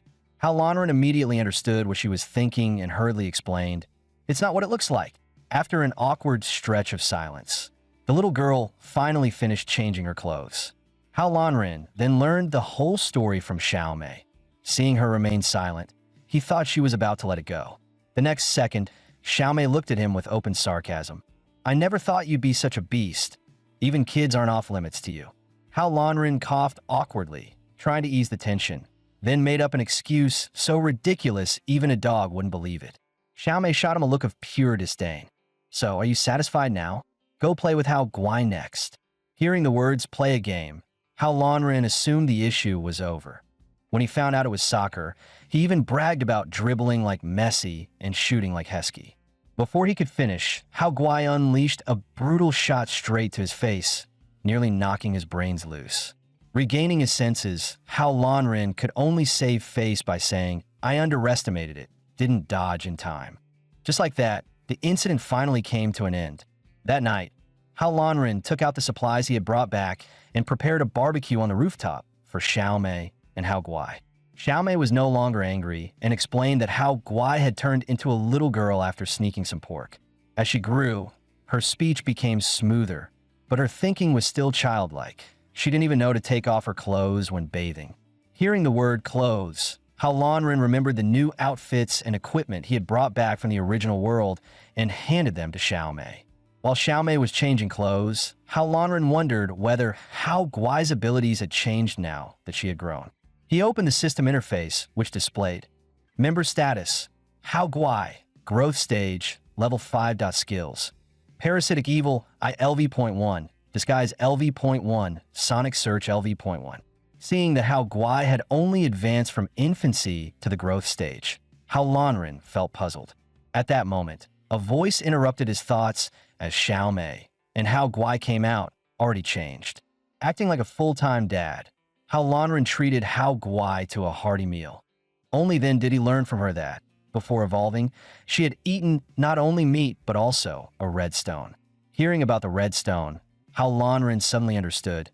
It was a reward from the system that he hadn't paid attention and had tossed it into the box of pork chops, never expecting Hao Guai to eat it by mistake and trigger evolution. Still, it was unclear whether Hao Guai's transformation ability remained after the evolution. With that in mind, Hao Lanren decided to test it himself. He took a poster out of his pocket, placed it in front of Hao Guai, and seriously asked her to try transforming into the image on it.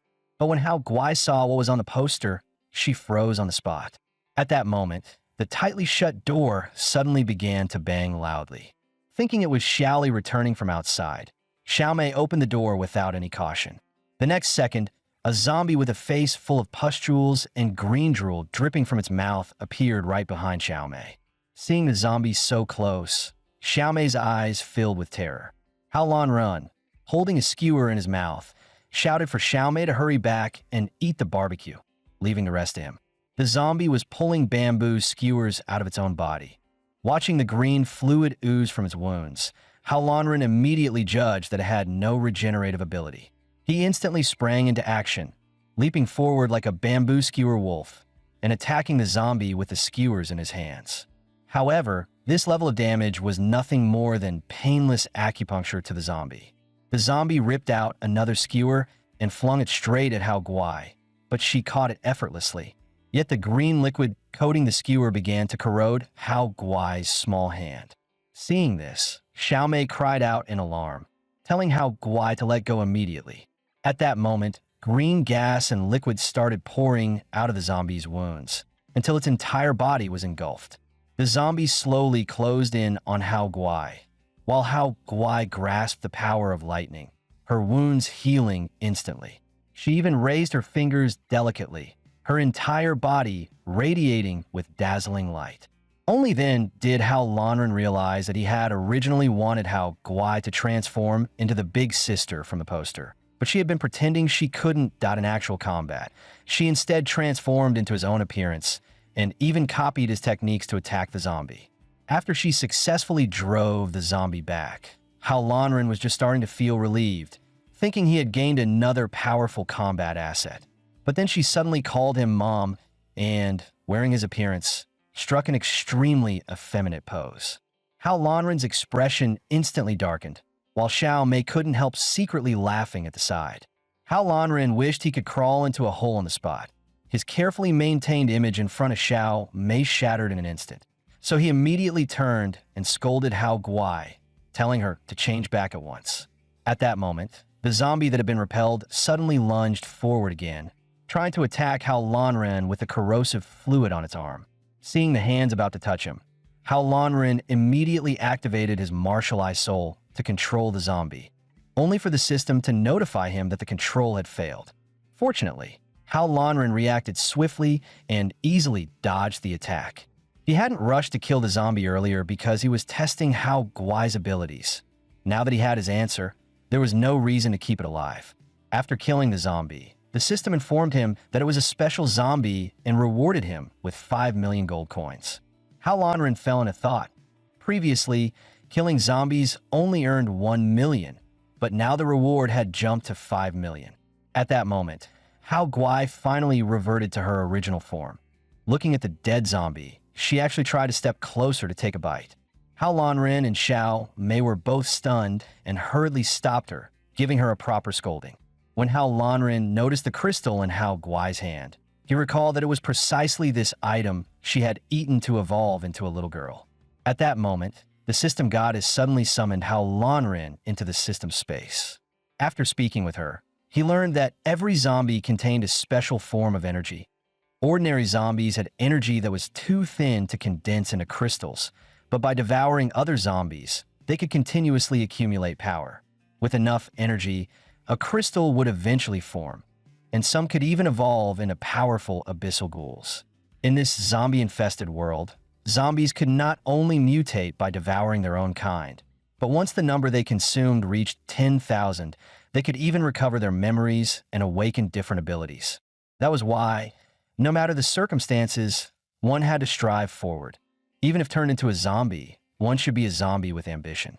Hao Lanren couldn't help imagining Hao Guai continuing to devour crystals, perhaps evolving into a brute force muscle monster, a mutated beast-type ability user, or even a lowly with alien blood. Eager to nurture Hao Guai as soon as possible, Hao Lanren was suddenly scolded harshly by the system goddess. Yet Hao Lanren only gave a wicked smile, teased the system a bit, and was promptly teleported out, leaving the goddess behind in helpless fury. After returning, Hao Lanren noticed Xiao Mei standing around the zombie, looking confused. Xiao Mei pointed at a piece of torn cloth on the zombie, saying it looked like part of Xiao Li's dress. Hao Lanren's expression changed drastically, and he immediately led everyone onto the path to search for Xiao Li. Soon, they discovered an incomplete mark left by Xiao Li on a rock. Realizing that Xiao Li might be in danger, Xiao Mei couldn't hold back her tears. At that moment, the once silent forest erupted in chaos as large numbers of bats burst out from the depths of the woods. A sound rapidly approached, and a girl came sprinting out of the forest with a pack of mutated zombie dogs close behind her. Seeing so many zombie dogs at once, Hao Lanren was momentarily stunned. But in the blink of an eye, they were completely surrounded. A hairless zombie dog slowly stepped forward, flanked by several underlings. Thinking of taking out the leader first, Hao Lanren tried to control it with his eye technique, but the system immediately reported a failure. Even the red zombie dog itself looked confused, clearly not understanding what Hao Lanren had just been pointing at. With a fierce roar, two underlings lunged forward, reaching Hao Lanren in the next instant. Yet Hao Lanren remained steady as a rock, that he pulled out his prized weapon and unleashed a flawless staff technique against the zombie dogs. The glasses-wearing girl beside him couldn't help but praise his skill. After earning 4 million in rewards, Hao Lanren gripped the staff and stared coldly at the red zombie dog. "You're next." But just as the staff was about to strike, the zombie dog curled its lips into a mocking grin, opened its bloody jaws, and clamped down hard on the entire weapon. The zombie dogs were no longer dumb or sluggish. The leader immediately directed its pack to charge at Hao Guai. While in Hao Guai's eyes, they looked more like delicious food. She even drooled as she opened her arms, ready to give them a loving hug. No one knew whether she had brought any seasoning that ate tea that moment. The zombie dog revealed a cunning grin, and in the next second, its massive jaws shot toward Hao Lanren like writhing tentacles. That speed was far too slow in Hao Lanren's eyes that he sidestepped effortlessly, then unleashed a palm technique no girl could resist, the heartbreaking soul palm. The zombie dog was split cleanly in two, while Hao Guai swiftly finished off the remaining zombie dogs and hopped back cheerfully. Then, a purple glow burst from the shattered mouth of the zombie dog, and a brilliantly shining crystal slowly emerged. Seeing it, Hao Guai immediately acted spoiled, saying she was hungry as a devoted caretaker. Hao Lanren naturally agreed, but warned her that she could only eat the crystal, not the flesh. What happened next made Hao Lanren break into a cold sweat. At the same time, the system notification appeared. Special zombie dog defeated. Reward, 50 million coins. The glasses-wearing girl and Xiao Mei approached, and through their conversation, Hao Lanren learned her name was Yunana. She and her brother had gone out to search for food, but on their way back, they accidentally alerted a zombie horde.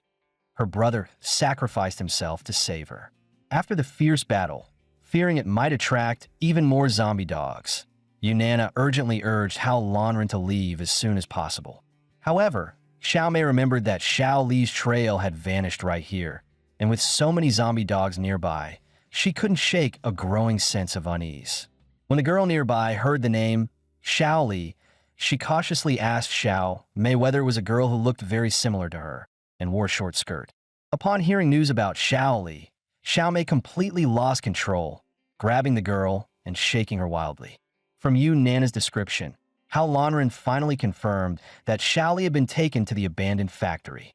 To rescue her, they quietly approached the factory, but the towering walls and heavily guarded gate left them with no clear way in. As Hao Lanren considered their options, he decided to activate his X-ray vision to scout the area first. Inside the factory, a small patrol team was moving in perfect formation. First, he thought they were soldiers, but soon realized none of them were carrying weapons, which puzzled him. In the next instant, Hao Lanren's expression changed drastically. Those people suddenly opened their blood-red eyes and looked straight toward him. He immediately shut off his vision. He quickly shared everything he had seen with the others, sensing that the situation was slipping beyond his control. Just then, a rustling sound echoed from the surrounding area. Two zombies appeared, escorting a woman forward. Hao Lanren immediately signaled everyone to hide beneath the vehicle. The captured woman kept crying for help. Hearing her voice, Hao Lanren felt a strange familiarity. Peering through a gap, he recognized her. It was a woman who had once murdered her own sister out of jealousy. Hao Lanren had no intention of saving her.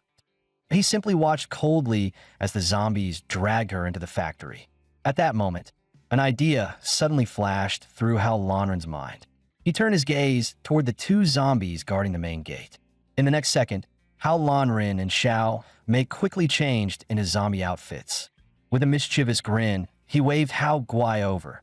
Hao Guai looked completely confused, but the two sly adults imitated the zombies' movements, grabbed her, and dragged her straight inside. Outside, Nana watched the scene unfold, cold sweat instantly forming on her back. The next moment, she adjusted her glasses and revealed a look of quiet triumph. This was a factory that used humans as experimental subjects. All captured humans were drained of blood and dried into so-called human pills. And yet, Hao Lanren still chose to risk everything and enter the factory to save his woman. As they went deeper inside, the overwhelming stench of blood became unbearable. Even Hao Guai, reborn as a zombie, felt afraid and tugged at Hao Lanren's clothes, trying to stop him from moving forward. Seeing her nervous state, Hao Lanren crouched down and explained why they were here, reassuring her that if she was scared, she could use her disguise ability and hide in his arms. With that, they continued searching for Xiao Li. Before long, a beam of light appeared in their field of vision. Hao Lanren grabbed the door handle and yanked it open. What greeted them was a room decorated in a girlish style, and inside stood a little girl applying lipstick. Xiao Li froze in shock and blurted out, "Why is there a girl here?" Unexpectedly, the little girl turned around and flashed them a sinister smile. Hao Lanren immediately warned Xiao Li in a low voice that the girl before them was the evil ghoul. Just as Hao Lanren was about to eliminate her, Xiao Mei grabbed his arm and stepped forward to greet the girl instead. Seeing that the evil ghoul possessed intelligence, she hoped to extract information about Xiao Li from her. The little girl appeared extremely hospitable, inviting them inside and even offering food to entertain her guests. However, when she brought out a plate, it was covered with flies. Xiao Li quickly declined the hospitality and urgently asked about Xiao Li's whereabouts. Before any useful information could be obtained, the name Sister Meow Meow suddenly sent the little girl into a frenzy.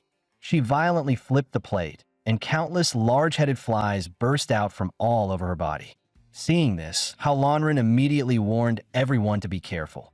The little girl was already on the brink of rampage, and the flies had somehow surrounded an arm, stripping it down to bare bone in an instant.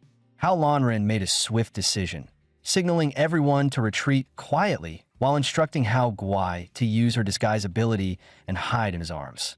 But the moment they opened the door, the little girl was alerted, and the swarm of flies lunged straight at Hao Lanren. With no other choice, Hao Lanren grabbed Xiao Mei and sprinted for the exit, but their speed was no match for the swarm of flies. At a nearby junction, Hao Lanren swiftly controlled two zombie rats and sent them charging out, successfully drawing the little girl's attention. After killing the zombie rats, the little girl realized she had been tricked and flew into a furious rage. Xiao Mei observed from behind the door when the little girl suddenly turned toward it. Sensing something that frightened her inside, she immediately retreated back to her quarters. Only then did Hao Lanren realize that zombies not only possess special abilities, but also captured humans for experiments. Just as he escaped the little girl's pursuit, a figure appeared behind him. A boy slowly walked toward him. At last, Hao Lanren clearly saw the room's interior. Piles of corpses and countless books on anatomical research. Suddenly, both Hao Lanren and Xiao Mei were struck with terror as they saw a woman bound tightly to an operating table. The sight sent a rush of blood to Hao Lanren's head, and his nose began bleeding again. Just before he could collapse from blood loss, the system forcefully intervened, popping up a screen that blocked his vision. Quest triggered. Rescue the hostage and defeat the strongest evil ghoul in the nest. Rewards: 1 10-pull draw, 500 million coins, and a mysterious reward.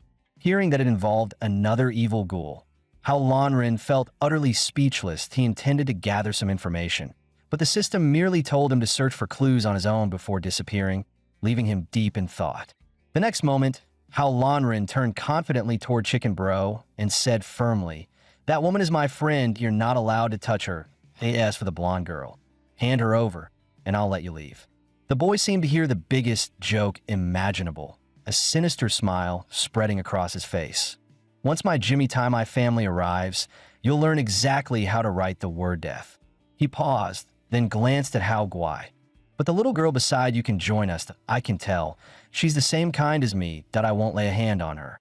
Before he could finish, Hao Guai pulled a face at him, her expression filled with open mockery. Hearing him try to take his people right in front of him, Hao Lanren clenched his fists and stepped forward without hesitation. The boy raised his hand calmly, and countless shadows turned into black threads that spread outward, engulfing the entire room. Several of them lunged straight toward Xiao Mei. In a split second, Hao Lanren dove forward and pulled Xiao Mei into his arms, narrowly avoiding the attack.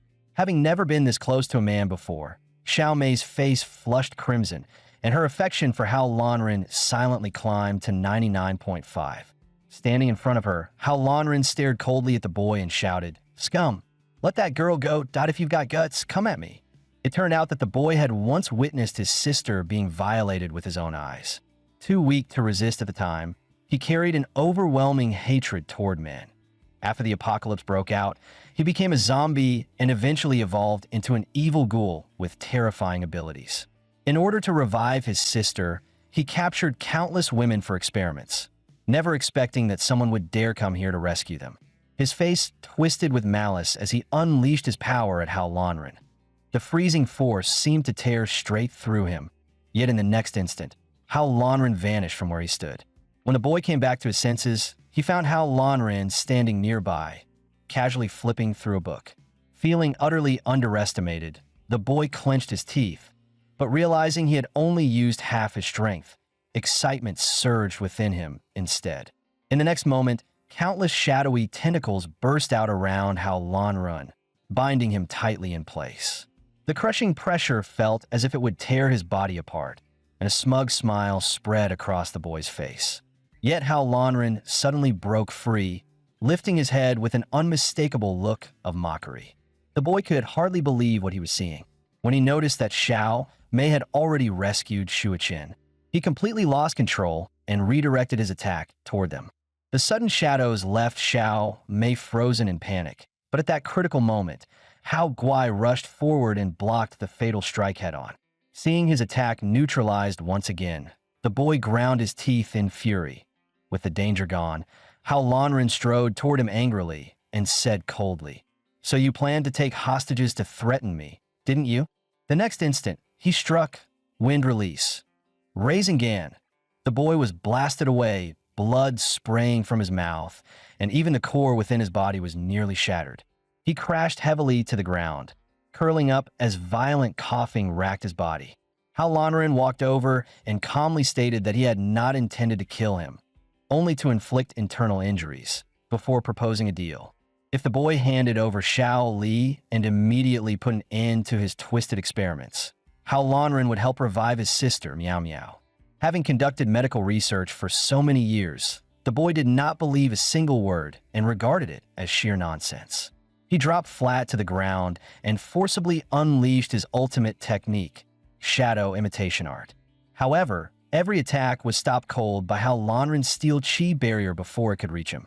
At that moment, a sharp ringing sound suddenly echoed, interrupting the boy's attack. A purple eye slowly emerged from the side of his neck. The boy squeezed it out as if popping a pimple. The eye seemed alive, shooting into the air and reaching Hao Guai in the blink of an eye. That eye was a neuron worm, a creature capable of spatial traversal that rapidly parasitizes its target, allowing the controller to fully manipulate the host's actions. Hao Guai felt a splitting headache as the boy's ability invaded her body, forcing her to move toward him against her will. Seeing this, Hao Lanren rushed forward to stop it, but he was still a step too late. The boy seized Hao Guai and looked at Hao Lanren with a triumphant grin. Hao Guai struggled desperately. Yet as the boy activated his power, both of their bodies gradually began to blur, as if being transferred elsewhere. Watching the fading shadow, Hao Lanren lunged forward and grabbed at it, only to tear the door apart instead. Standing outside, he scanned his surroundings, desperately searching for Hao Guai. Just then, Another ringing sound echoed, and Hao Lanren instinctively pulled Xiao Mei behind him. A horde of zombies went berserk and rushed toward the source of the ringing, each with a neuron worm embedded in the back of its neck. At that sight, Hao Lanren finally understood why he couldn't control the zombies here at the same time. A system message popped up. "Congratulations, host. The hostage has been successfully rescued. Would you like to activate the 10-pull draw?" Thinking it might yield something useful, Hao Lanren tapped confirm. But the moment the rewards appeared, Hao Lanren froze completely in disbelief. At that moment, a facial mask caught his attention. The young woman watched Hao Lanren flailing about in confusion, but when he turned around, he startled her badly. After Hao Lanren briefly explained the situation, everyone unexpectedly started playing monster cosplay. Once the disguises were ready, he told Xiao Mei and the others to take advantage of the weakened defenses to search for Shaoli, while he went to rescue Hao Guai. After giving his instructions, he suddenly reached toward his crotch again. Xiao Mei blushed in embarrassment, only for Hao Lanren to pull out a communicator and tell them to contact him if anything happened. Before them were 3 men who suffered inhuman torture every week, all because they had committed unforgivable acts against Brother Qin's wife.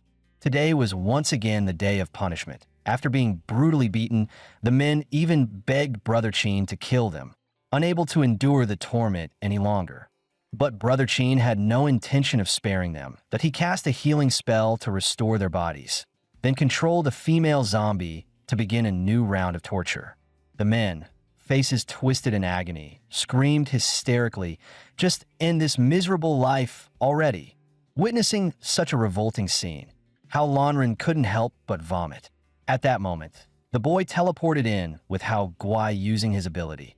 After introducing her, Brother Qin merely beckoned with his hand, and Hao Guai walked toward him against her will. Hidden below, Hao Lanren suddenly noticed something was wrong. Brother Qin was not an abyssal ghoul, because an abyssal ghoul's normal body temperature ranged from 18 to 22 degrees, while Brother Qin's temperature was completely normal. Just as Hao Lanren was filled with doubt, the system popped up with a message, revealing the truth behind everything. After the outbreak of the apocalyptic virus, most people either died or turned into zombies. However, among every 100 million people, one individual would awaken supernatural abilities under the virus's stimulation. These individuals were known as super mutants. Brother Qin was one of them, and at this moment, he was manipulating a neuron parasite. While controlling Hao Guai, Brother Qin discovered that she was still able to resist the neuron parasite, causing the nearby abyssal ghouls to reveal looks of disbelief. At that moment, the boy hurried forward to explain, "It's probably because Hao Guai has been influenced by Hao Lanren, which is why she refuses to submit." Hearing this, Brother Qin showed a sinister smile, that he believed that Hao Guai had spent too long among humans and had been tainted by human emotions. He decided to first restore her bloodthirsty abyssal ghoul nature before fully controlling her. After offering the boy a few words of praise, he ordered Xiao Ku to take Hao Guai to change her clothes, while he himself led the boy away to prepare dinner. At that moment, a zombie cat suddenly appeared beside Hao Lanren, holding a note in its mouth and looking at him with utter disdain. And so, this foolish cat quietly led Hao Lanren as they secretly followed Hao Guai's movements. At the same time, Hao Guai suddenly sensed Hao Lanren's presence. Xiaoko also noticed something amiss, but upon realizing it was Nana's zombie cat, she finally relaxed her guard. Having resolved the crisis, the zombie cat looked smug, making Hao Lanren want nothing more than to punch it twice. After reading the diary, Hao Lanren learned that Xiao Ku was deeply dissatisfied with her life under control, and that she had long harbored an unrequited crush on a boy named Lele. At that moment, Xiao Ku was warning Hao Guai to stay away from Lele, but seeing that Hao Guai paid her no attention at all, she instantly flew into a rage. When the thought crossed her mind that devouring Hao Guai might allow her to break free from Brother Qin's control, a sinister smile appeared on her face. She leaped out of the hot spring and thrust her palm toward Hao Guai. Hao Guai was thrown into panic by the sudden attack. Just then, a streak of shadow shot out, dragging Hao Guai aside and barely avoiding Xiao Ku's strike. Even so, it was a fraction too slow. A deep gash was torn across Hao Guai's neck. Seeing this, Xiao Ku ground her teeth in fury and angrily berated Lele. Fearing that she would attack Hao Guai again, Lele immediately activated his ability to bind Xiao Ku and explained in a low voice, "Brother Qin has eased his control over us. He may be testing how we react to internal conflict." Xiao Ku's next action stunned both of them, as she suddenly clutched her head and began screaming wildly. Hearing this, Lele hurriedly withdrew his ability and quickly explained that he had only come to notify them that it was time for dinner, urging her not to misunderstand. At that moment, Hao Guai felt utterly drained. Seeing this, Lele immediately urged Xiao Ku to remove the ability affecting Hao Guai. It turned out that Xiao Ku's power was the ability to induce cancerous mutations in other people's cells. Watching Hao Guai finally escape danger, Hao Lanren let out a long breath of relief. At that moment, the system suddenly issued a warning. The smell of blood would awaken the feral instincts of an abyssal ghoul, accelerating the neuron parasite's control over Hao Guai. Immediately after, the system displayed Hao Guai's status interface, showing that her willpower was approaching its absolute limit. Seeing this, Hao Lanren instantly took out a vision technique discount voucher, preparing to upgrade his ocular abilities to rescue Hao Guai. One after another, he spent 50 million to unlock the so-called all-healing Tying Child, then 80 million to unlock the Golden House Child. Yet the system still tricked him again, unlocking an additional box of vision techniques labeled self-exploration. Fortunately, the system provided a trial arena, allowing Hao Lanren to test and experience the effects of these vision techniques in advance. Meanwhile, Brother Qin had not only reduced the girl to a near-demented state, but even placed her on the dining table like living sushi, all to force Hao Guai to drink fresh blood and bring her fully under control. When Hao Guai refused to submit, Brother Qin actually used the girl's life as a threat.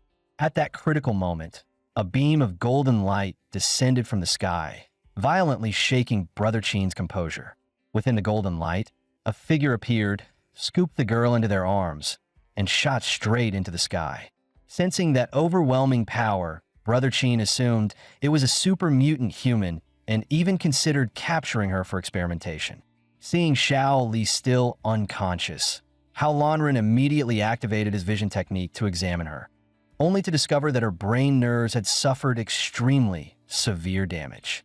Without hesitation, he activated the Tying vision and began treating Xiao Li. When Xiao Li woke up and saw that Hao Lanren was the one who had rescued her, her favorability instantly rose too. At that moment, the system issued a notification. Xiao Li, girl group member unlocked, class, idol trainee, combat rank, sword master level 1, skill, aura blade level 1. After receiving the system's generous rewards, Hao Lanren immediately activated the ability Crimson Feather Whale, launching a full suppression against the enemies present. Forced back by the attack, the opponents struggled desperately, unable to comprehend how Hao Lanren's power had grown so terrifyingly in such a short time. The reason was simple. What Hao Lanren was using now was a fused ocular artifact, the Eye of Horus. The Eye of Horus could form armor around his body, grant him high-speed flight, and bestow partial godlike power for 7 minutes, though it carried a 24-hour cooldown. Fortunately, each new girl group member granted him one additional usage. At that moment, Brother Qin stepped forward as well. After praising Hao Lanren, he unexpectedly offered him a deal, become his subordinate, and he would spare his life. Hao Lanren merely sneered, publicly exposing Brother Qin's crimes and revealing Xiao Ku's deep dissatisfaction with him. The words struck a nerve. Brother Qin erupted in rage, shouting at Hao Lanren to shut up and stop sowing discord in their so-called teacher-student relationship. Immediately afterward, Brother Qin activated the neuron parasites, forcibly taking control of the abyssal ghouls on the battlefield. At this moment, the abyssal ghoul completely lost control, unleashing its strongest ability and surrounding Hao Lanren from all directions. Seeing this, Brother Qin wore a confident smile and said coldly, "You have nowhere left to run." Hao Lanren merely sneered as the 3 figures within the light barrier began to slowly fade away. Driven purely by self-interest, Brother Qin showed no concern for the children's lives, forcibly manipulating their bodies to continue fighting.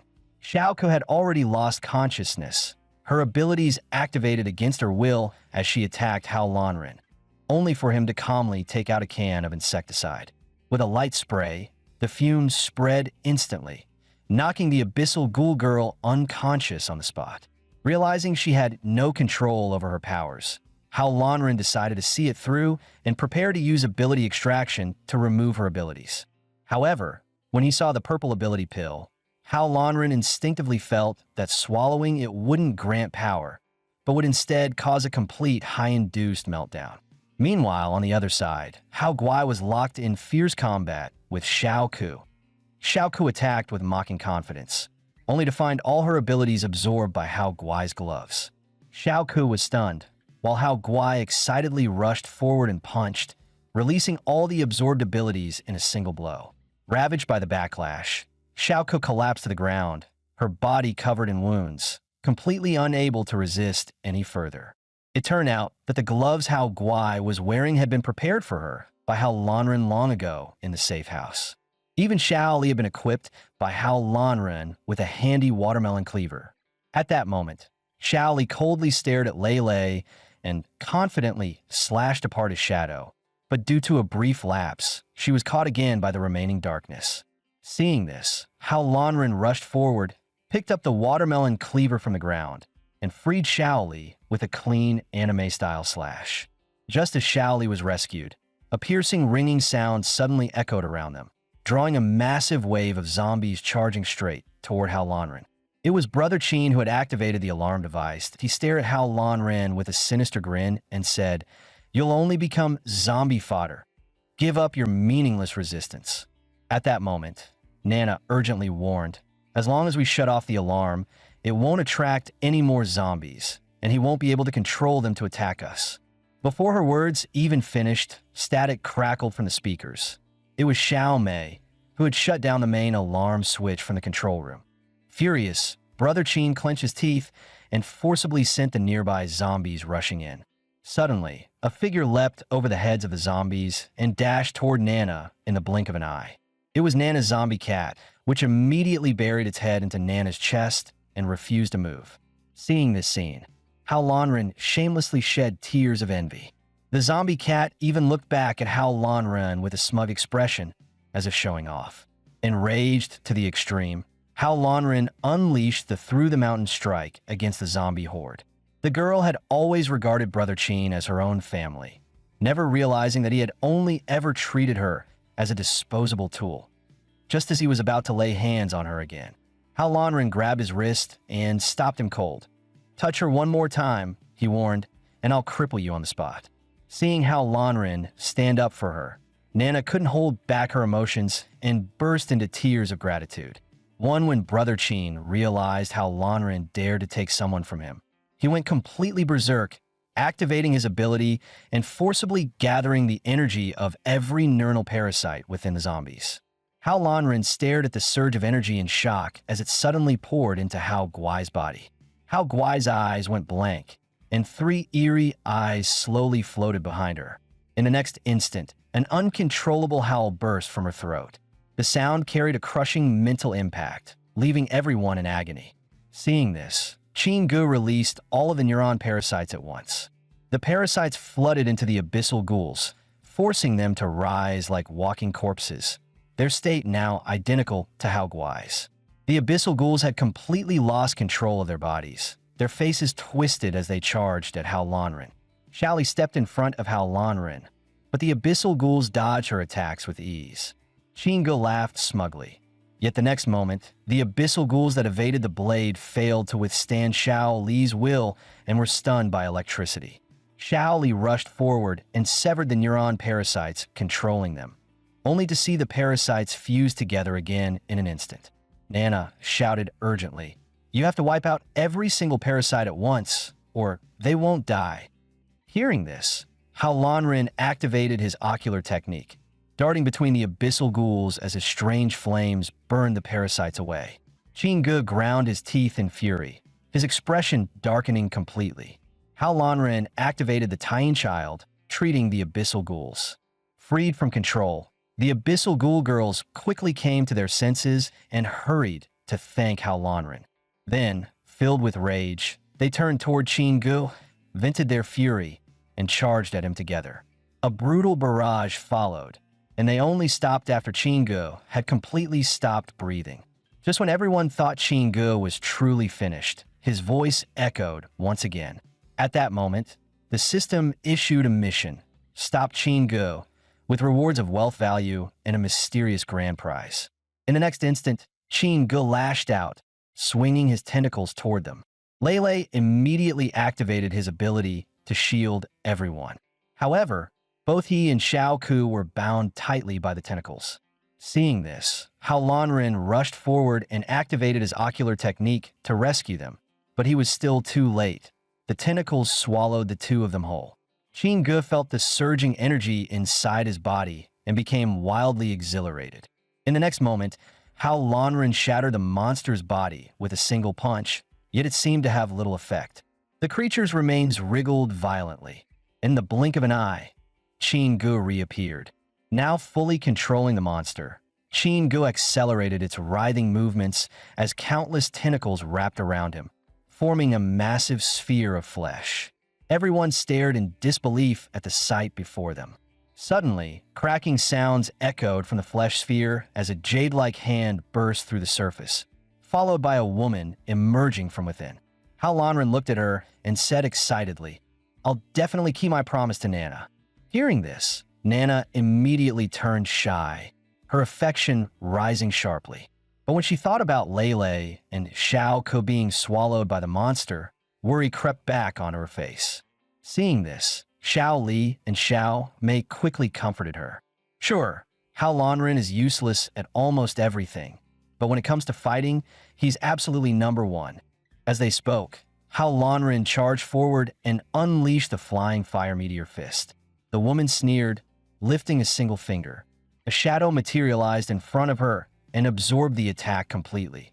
It turned out she had absorbed Lele and Xiao Ku, fusing their abilities into her own. Seeing his attack effortlessly blocked, Hao Lanren didn't panic at all and immediately activated his clone technique. Making ridiculous faces, he spun wildly around her, trying to disgust and distract her at the same time. At that moment, inspiration struck Nana. Realizing the woman hadn't fully mastered her fused abilities yet, she prepared to control the zombie cat to support the fight. Under Nana's ability, the zombie cat transformed into a ferocious werewolf. Swinging its claws, it lunged straight at the woman. In the very next second, the woman effortlessly blocked the attack, a mocking smile spreading across her face as sharp blades formed at the ends of the tentacles behind her. Seeing the miserable state of her pet, Nana's expression filled with concern. Seizing the opening, the woman unleashed her ability and launched an attack toward Nana. At the critical moment, Hao Lanren appeared beside Nana and threw a punch, severing the incoming tentacle in one strike. Elsewhere, Xiao Li handed a lightning-imbued weapon to Xiao Mei. Wielding the electric blade, Xiao Mei seemed divinely empowered, piercing straight through the woman's body and temporarily immobilizing her. Hao Lanren immediately rushed in and pummeled the woman, but to his surprise, she recovered with astonishing speed. As Hao Lanren drove another punch into her, the surrounding tentacles surged forward, wrapping around him and swallowing him in an instant. At the same time, the woman felt an overwhelming surge of energy flooding into her body, her face twisting into pure exhilaration. Witnessing this, the idol group members nearby stared in utter disbelief. Suddenly, the woman's body lost control and turned blood red. It turned out Hao Lanren had entered her unharmed and injected massive energy directly into her core, far beyond what she could digest. On the verge of going berserk, the woman screamed hysterically, demanding that Hao Lanren get out of her body at once. Hao Lanren ignored her cries, rapidly searching through her body for Lele and Xiao Ke. At that moment, a woman suddenly appeared within his field of vision. Above her head hung several organ-like containers, each holding Lele and Xiao Ke inside. Realizing they were unconscious due to severe neural damage, Hao Lanren immediately activated his eye technique to treat them. After successfully saving the two, Hao Lanren urged them to leave at once, because he was about to go all out. It was then, that Hao Lanren discovered an even darker secret hidden within the woman's abdomen. In order to let his deceased wife give birth to another man's child, Qin had taken countless lives to maintain her reproductive functions. Yet not only did this plan fail, it turned him into something neither human nor monster, and he nearly killed the child himself. At that moment, Qin stared at the baby in Hao Lanren's arms, overwhelmed by regret. Just then, his wife suddenly appeared at his side. Qin could not believe what he was seeing. After his wife's heartfelt guidance, Qin regained his original resolve, and the two chose to sacrifice themselves so that others could survive. Everything they had done, in truth, had been manipulated by an organization known as the Chosen of God. Calling themselves agents of the divine, this group had been secretly monitoring the world, and Qin, classified as a super mutant, was selected to assist in researching mutant evolution, though their true goal remained unknown to him. Hearing this, Hao Lanren took out the happy water the fat man had drunk and questioned him about it. It turned out that happy water was a modified zombie virus developed by Qin. Humans could gain a short burst of power after absorbing it, but the side effects were severe. At that moment, an announcement sounded from the loudspeakers. The self-destruct sequence had been activated. Hao Lanren immediately ordered everyone to evacuate. Qin had already made up his mind and chose to stay behind with his wife, spending their final moments together. His only request was that Hao Lanren take good care of Lao Wang's child and his students. With that, Hao Lanren led the children in a rapid retreat toward the main exit. However, the escape route had been completely blocked by falling debris. In a desperate move, Hao Lanren spread his wings, told everyone to climb onto him, and forced his way toward the opening with all of them in tow. Just then, the system warned him that the Horus I had only 3 seconds remaining. Panicking, Xiaoku lost her balance, causing Hao Lanren's escape train to crash. At the critical moment, the system issued a notification. The host had defeated the lair's strongest abyssal ghoul and obtained substantial rewards. From this, Hao Lanren confirmed that Qin and his wife had perished. Not wanting to waste the chance he had earned with his life on the line, Hao Lanren immediately activated the Comrade Grand Roulette. Perhaps good deeds truly paid off. He drew the mysterious grand prize, the Anywhere door. By opening it while thinking of someone he knew, he could summon them to his side, with the sole limitation of 3 uses per day. Just like that, Hao Lanren used the Anywhere door to successfully rescue everyone. Aside from being a different gender, the woman looked almost identical to Hao Lanren, as if sculpted by the same doctor. She flashed a playful smile, then raised a screen-locking item overhead, instantly forming a barrier around everyone. It turned out she was also a savior chosen by the system goddess. The item she used disabled all abyssal ghouls' abilities within a 500-meter radius. At the same time, the system issued Hao Lanren a quest: defeat the strongest zombie hunter, Elu, to obtain 100 million coins and a special reward. The atmosphere tightened sharply. In the next instant, both figures vanished at speeds invisible to the naked eye. Seeing a woman who could match Hao Lanren blow for blow, Xiao Li and Xiao Mei were visibly shocked. Hao Lanren could clearly sense her powers continuing to rise, and a hint of concern crossed his face. Her chosen upgrade was Stat Pickup Cheat, allowing her to freely distribute collected stat points among all attributes. In the blink of an eye, Hao Lanren was completely frozen by her ability, turned into an ice sculpture. Xiao Mei immediately drew her electric blade and moved to help, but the woman sidestepped with ease. The true target of the electric blade, however, was Hao Lanren's position. The next moment, Hao Lanren shattered the ice and emerged with absolute confidence. He activated the Mangekyo Sharingan and locked his gaze firmly on her. Then he unleashed martial art, 7-color blade light. But the woman, with her agility stat maxed out, dodged the attack with ease. Elu's face twisted with anger as she activated her ability and prepared to strike Hao Lanren. Unexpectedly, Xiao Li stepped forward and shouted at her, "Hey, Auntie, let me handle you this time." Elu, only 18 years old and being called Auntie, snapped in rage, veins bulging as she attacked Xiao Li directly. Xiao Li was clearly no match and was frozen stiff by Elu's power, shivering uncontrollably. At that moment, Hao Lanren launched a sneak attack on Elu. Completely shameless, with no sense of honor. Fortunately, Elu caught the blade barehanded, blocking the strike head-on, excitement flashing across her face. But in the very next second, Hao Lanren's sword was already resting against Elu's neck. Hao Lanren didn't kill her. Instead, he chose to let her go. Elu leaned in close and whispered into his ear, "Watching you get played by the system like a puppet, it's kind of pitiful. Next time we meet, I'll tell you how to break free from that damn system." Hao Lanren had just finished saying goodbye to the little evil ghouls. At that moment, vehicles from a survivor base arrived beside him. At this moment, Hao Lanren had no idea whether the survivor base was friend or foe. To be safe, he entered the system space to upgrade his ocular abilities, spending 50 million to upgrade the closed-eye biolens, 80 million for the extreme frost demon eye, and 100 million for the stealth eye. After that, Hao Lanren teleported back with Xiao Li and Xiao Mei, ready to investigate. Meanwhile, a puddle of slime quietly slipped into the vehicle from beneath it. It successfully possessed a young woman and began searching for Hao Lanren's location. Her mission was to retrieve Yaya, the child of Qin Gu and Miao Miao, because Yaya, born from a super mutant and an evil ghoul, could help break the Chosen One's genetic bottleneck.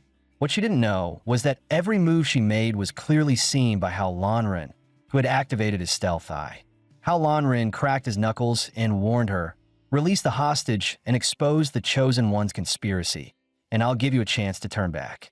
The woman merely sneered and swung the slime at Hao Lanren, launching an attack. Hao Lanren sliced the slime in half, sending it splattering onto the ground. In the blink of an eye, it split into two disgusting slug-like creatures. The two slugs charged like twin dragons, striking at Hao Lanren's lower body and making his expression change instantly. At the same time, the woman shattered the window with her ability, preparing to make her escape. Hao Lanren wiped out the slime with a single motion, blocked her path, and then slapped her hard on the butt twice. The woman was left screaming for help, with no one answering. Hao Lanren's face suddenly twisted as his raised right hand froze mid-air. Then he struck without mercy, slapping the girl and sending her flying. Seeing the pain on her face, a trace of regret flickered in Hao Lanren's heart.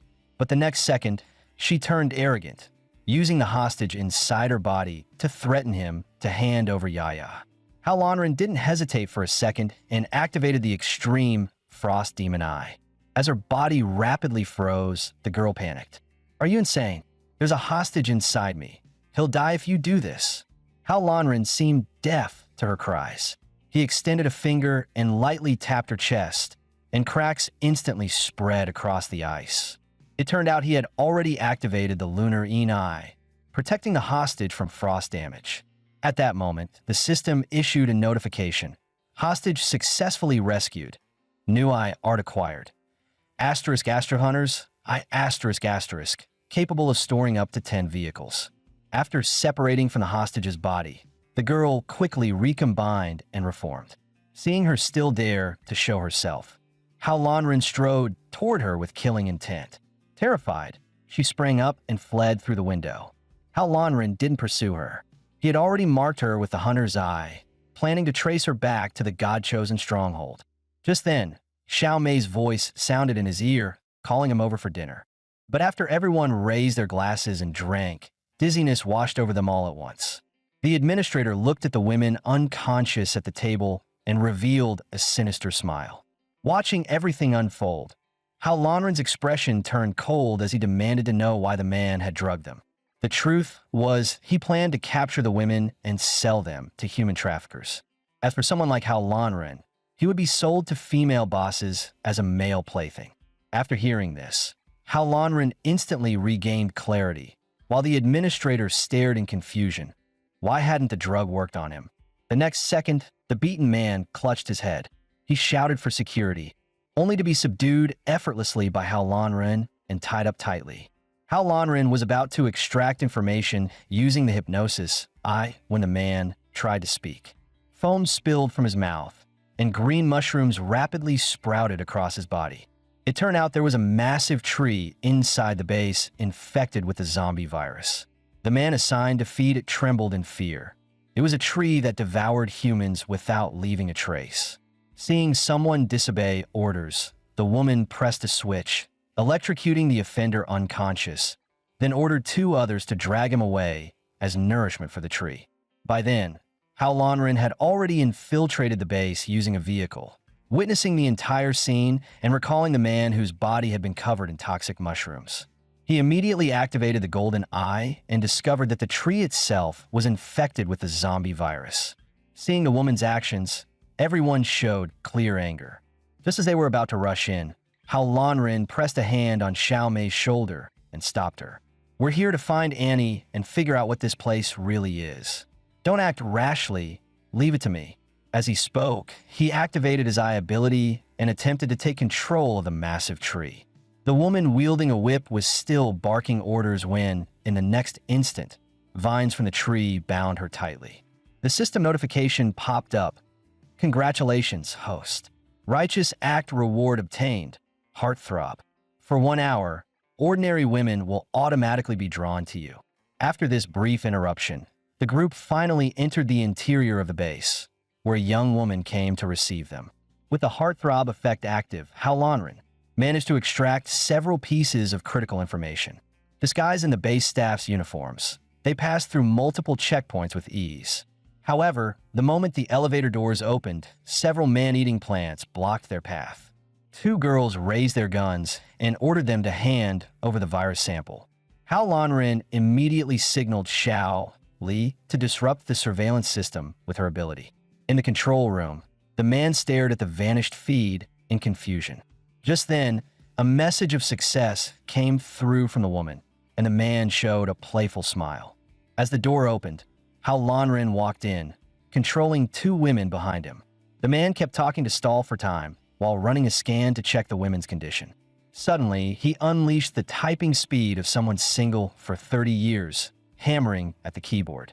Just after the two girls were put under hypnosis, the keyboard warrior hit the enter key. The girls instantly snapped awake and fled at lightning speed. Hao Lanren stared at their disappearance, completely stunned. At that moment, a massive door slowly opened, and countless vines burst out from inside. Hao Lanren tried to activate his eye technique to control the zombie vines, but it failed. The skill had already been used outside, with 5 minutes of cooldown left. With no choice, he decided to capture the leader first and charge straight at the keyboard warrior. Just as he was about to reach him, a forgiveness green zombie grabbed his leg, opening its gaping mouth to swallow him whole. In the next instant, Hao Lanren unleashed his whirling flame kick, but got firmly clamped in place. He then forced out another kick, turning all the zombies into flames that smashed straight into the vines. In the blink of an eye, the entire mass of vines was engulfed in fire. But when he turned back to look for the keyboard warrior, the man was already gone, leaving behind only a computer with all its data completely wiped. The system said excitedly, "It can be restored for just 100 million. Hao Lanren rejected it without hesitation, because back in the original world, a few hundred would be enough. At that moment, an urgent announcement blared through the speakers. Abyssal Ghoul detected inside the base. All personnel, enter level 1 alert immediately. Nana asked innocently, "Are they talking about me?" Hao Lanren remained calm. He summoned the Anywhere door and told everyone to follow him as they moved to find Annie. Annie was in extreme danger now, about to face a girl who was losing control of her own consciousness. It turned out the keyboard warrior had secretly swapped the medicine meant to treat the girl, causing her to mutate into an abyssal ghoul. The girl struggled desperately to restrain herself, but the tentacles behind her still lunged uncontrollably toward Annie. At the critical moment, Hao Lanren smashed through the wall and charged in, grabbed the tentacles, and with a powerful swing sent the girl spinning wildly in place like a top. Seeing that she could no longer resist, Hao Lanren activated the Lunar Eye and began treating her. Just as he was about to carry the girl away to rest, the surrounding walls suddenly opened up. Just as Hao Lanren lifted the woman he would one day marry, her father suddenly charged out, swinging fists as big as sandbags. Unaware of the man's identity, Hao Lanren confronted him head-on, only to realize mid-fight that the vines growing from the man's arms were immune to flames. He immediately retreated to create distance. Seeing this, everyone quickly surrounded the man, ready to attack together. The father stood his ground and shouted fiercely, "Step back, ladies. I'm Boda's stance, son. I never hit women." When no one responded, he instantly activated his ability and bound all the women in place. He then moved to check on his daughter's condition. At that moment, the keyboard warrior walked in with two thugs and falsely accused Annie of causing the girl's condition. Annie hurried to explain, but Boda refused to listen. He directly unleashed his power and attacked Annie. At the critical moment, Hao Lanren stepped in and shielded Annie with his body. The girl then woke up and explained the entire sequence of events to Boda. Just as the truth was coming to light, the keyboard warrior suddenly appeared behind Boda and pierced his waist from the back. The girl rushed forward to save her father, but Annie grabbed her right hand and stopped her. Witnessing this, everyone was stunned. Those who had just been allies were now turning on each other. At that moment, the girl reverted to her abyssal ghoul form. Her face twisted as she stared at the keyboard warrior. But when she saw her father suffering under the keyboard warrior's torment, she dropped to her knees and begged him to spare her father, saying she would agree to any demand. Sensing danger, Hao Lanren immediately told Xiao Li to use her ability to transmit paralysis through the vines and restrain the keyboard warrior. Once the keyboard warrior was successfully controlled, Hao Lanren rushed in and beat him down. Yet the battered man sneered. "What is this? Are you giving me a massage?" Hearing that, Boda didn't wait for Hao Lanren to act. He activated his ability, bound the keyboard warrior tightly, and leaped into the deep pit, intending to die together with him. The girls tried to stop him, but it was already too late. Seeing his future wife break down in tears, Hao Lanren stepped forward and comforted her. "Don't worry, I'll take everyone down there right away." Even after having his kidney cut by a teammate, the man didn't die. He dragged the keyboard warrior down into the abyss. But after the fall, the keyboard warrior only suffered minor injuries, while the man collapsed helplessly due to his severe wounds. The keyboard warrior mocked him from above, pointing at the man-eating plants behind him. "They haven't been fed today. I'm sure they'd love a taste of a super mutant." As the plants charged under the keyboard warrior's control, the man clasped his fists and slammed them into the ground, roaring, "Today, I'm killing you." Countless vines erupted around him, instantly wrapping his body and blocking the plant's attack. However, the corrosive fluids secreted by the man-eating plants slowly ate away at the vines. Calm as ever, the keyboard warrior struck the vines with a single palm, blasting a massive hole through them in an instant. The man panicked. Just as he thought there was no way out, something suddenly wrapped around his body and yanked him out of danger in the next second. It was Hao Lanren, swooping down from above while riding the zombie cat. The keyboard warrior stood tall, brimming with confidence. "Come at me together. Let me show you what a god-chosen is really capable of." Hearing that, Hao Lanren didn't hesitate and immediately charged forward, activating the Eye of Horus. The keyboard warrior struggled desperately to block Hao Lanren's assault, but his lower body was already buried deep in the ground. Hao Lanren unleashed the Wind God Kick, thinking it would finish the fight. Yet the keyboard warrior burst out laughing. A pillar of golden light shot into the sky as the keyboard warrior transformed into a demon, standing before Hao Lanren with a mocking grin. "Your fellow townsman, Hao Jiro, must have shown you something like this already, right? Hers was just a prototype. Mine is the most successful final product. Oh, and by the way, your world over there should be pretty lively right now." Hao Lanren's rage hit its peak. The two clashed head-on, trading blows as their powers matched each other blow for blow. Just when the keyboard warrior grew overconfident, Hao Lanren smashed him with a single punch, amplified by Hao Guai's ability gloves, knocking him out instantly. The massive tree nearby reacted at once, absorbing the keyboard warrior's power. In the blink of an eye, clouds of devouring spores spread around it. This tree, infected with the zombie virus, not only feeds on human blood, but also releases vast amounts of devouring spores. Any animal that inhales them will turn into a zombie. After realizing the situation, Hao Lanren assumed the devouring spores would fear fire and immediately unleashed his flame ability, trying to burn them away. However, the spores showed no reaction to the flames at all. Left with no choice, Hao Lanren switched to ice-type abilities and barely managed to blast all the spores away. At that moment, the massive tree suddenly shot upward, growing beyond the building in the blink of an eye. Seeing this, Hao Lanren rushed outside, only to find the tree spreading devouring spores at a frantic rate. Without hesitation, Hao Lanren launched his attack. I Scott Palm. The tree was completely destroyed under Hao Lanren's strike, and a red corpse core dropped from its remains. Hao Guai immediately stepped forward and picked up the corpse core. Hao Lanren descended smoothly from the air. The group looked at him with admiration and quickly gathered around. Just as everyone was enjoying the victory, Annie approached Hao Lanren and warned him that the tree could regenerate, and that only a withering agent could permanently destroy the zombie tree. Hearing this, Gwida quickly asked for the formula of the withering agent, ready to dispatch a rescue team to search for the materials. Annie shook her head and said, "With the hospital in its current condition, it's unlikely we can gather everything." Hao Lanren stepped forward and said, "Leave this to me." He only asked Annie to write down the formula. After a long wait, Annie finally handed the formula to Hao Lanren. A single remark from Hao Lanren made Annie blush instantly. Unfortunately, Gwida stepped in without reading the mood and interrupted the moment. "Young man, Gwida, don't like owing favors. Where's your home? I'll have someone escort you back."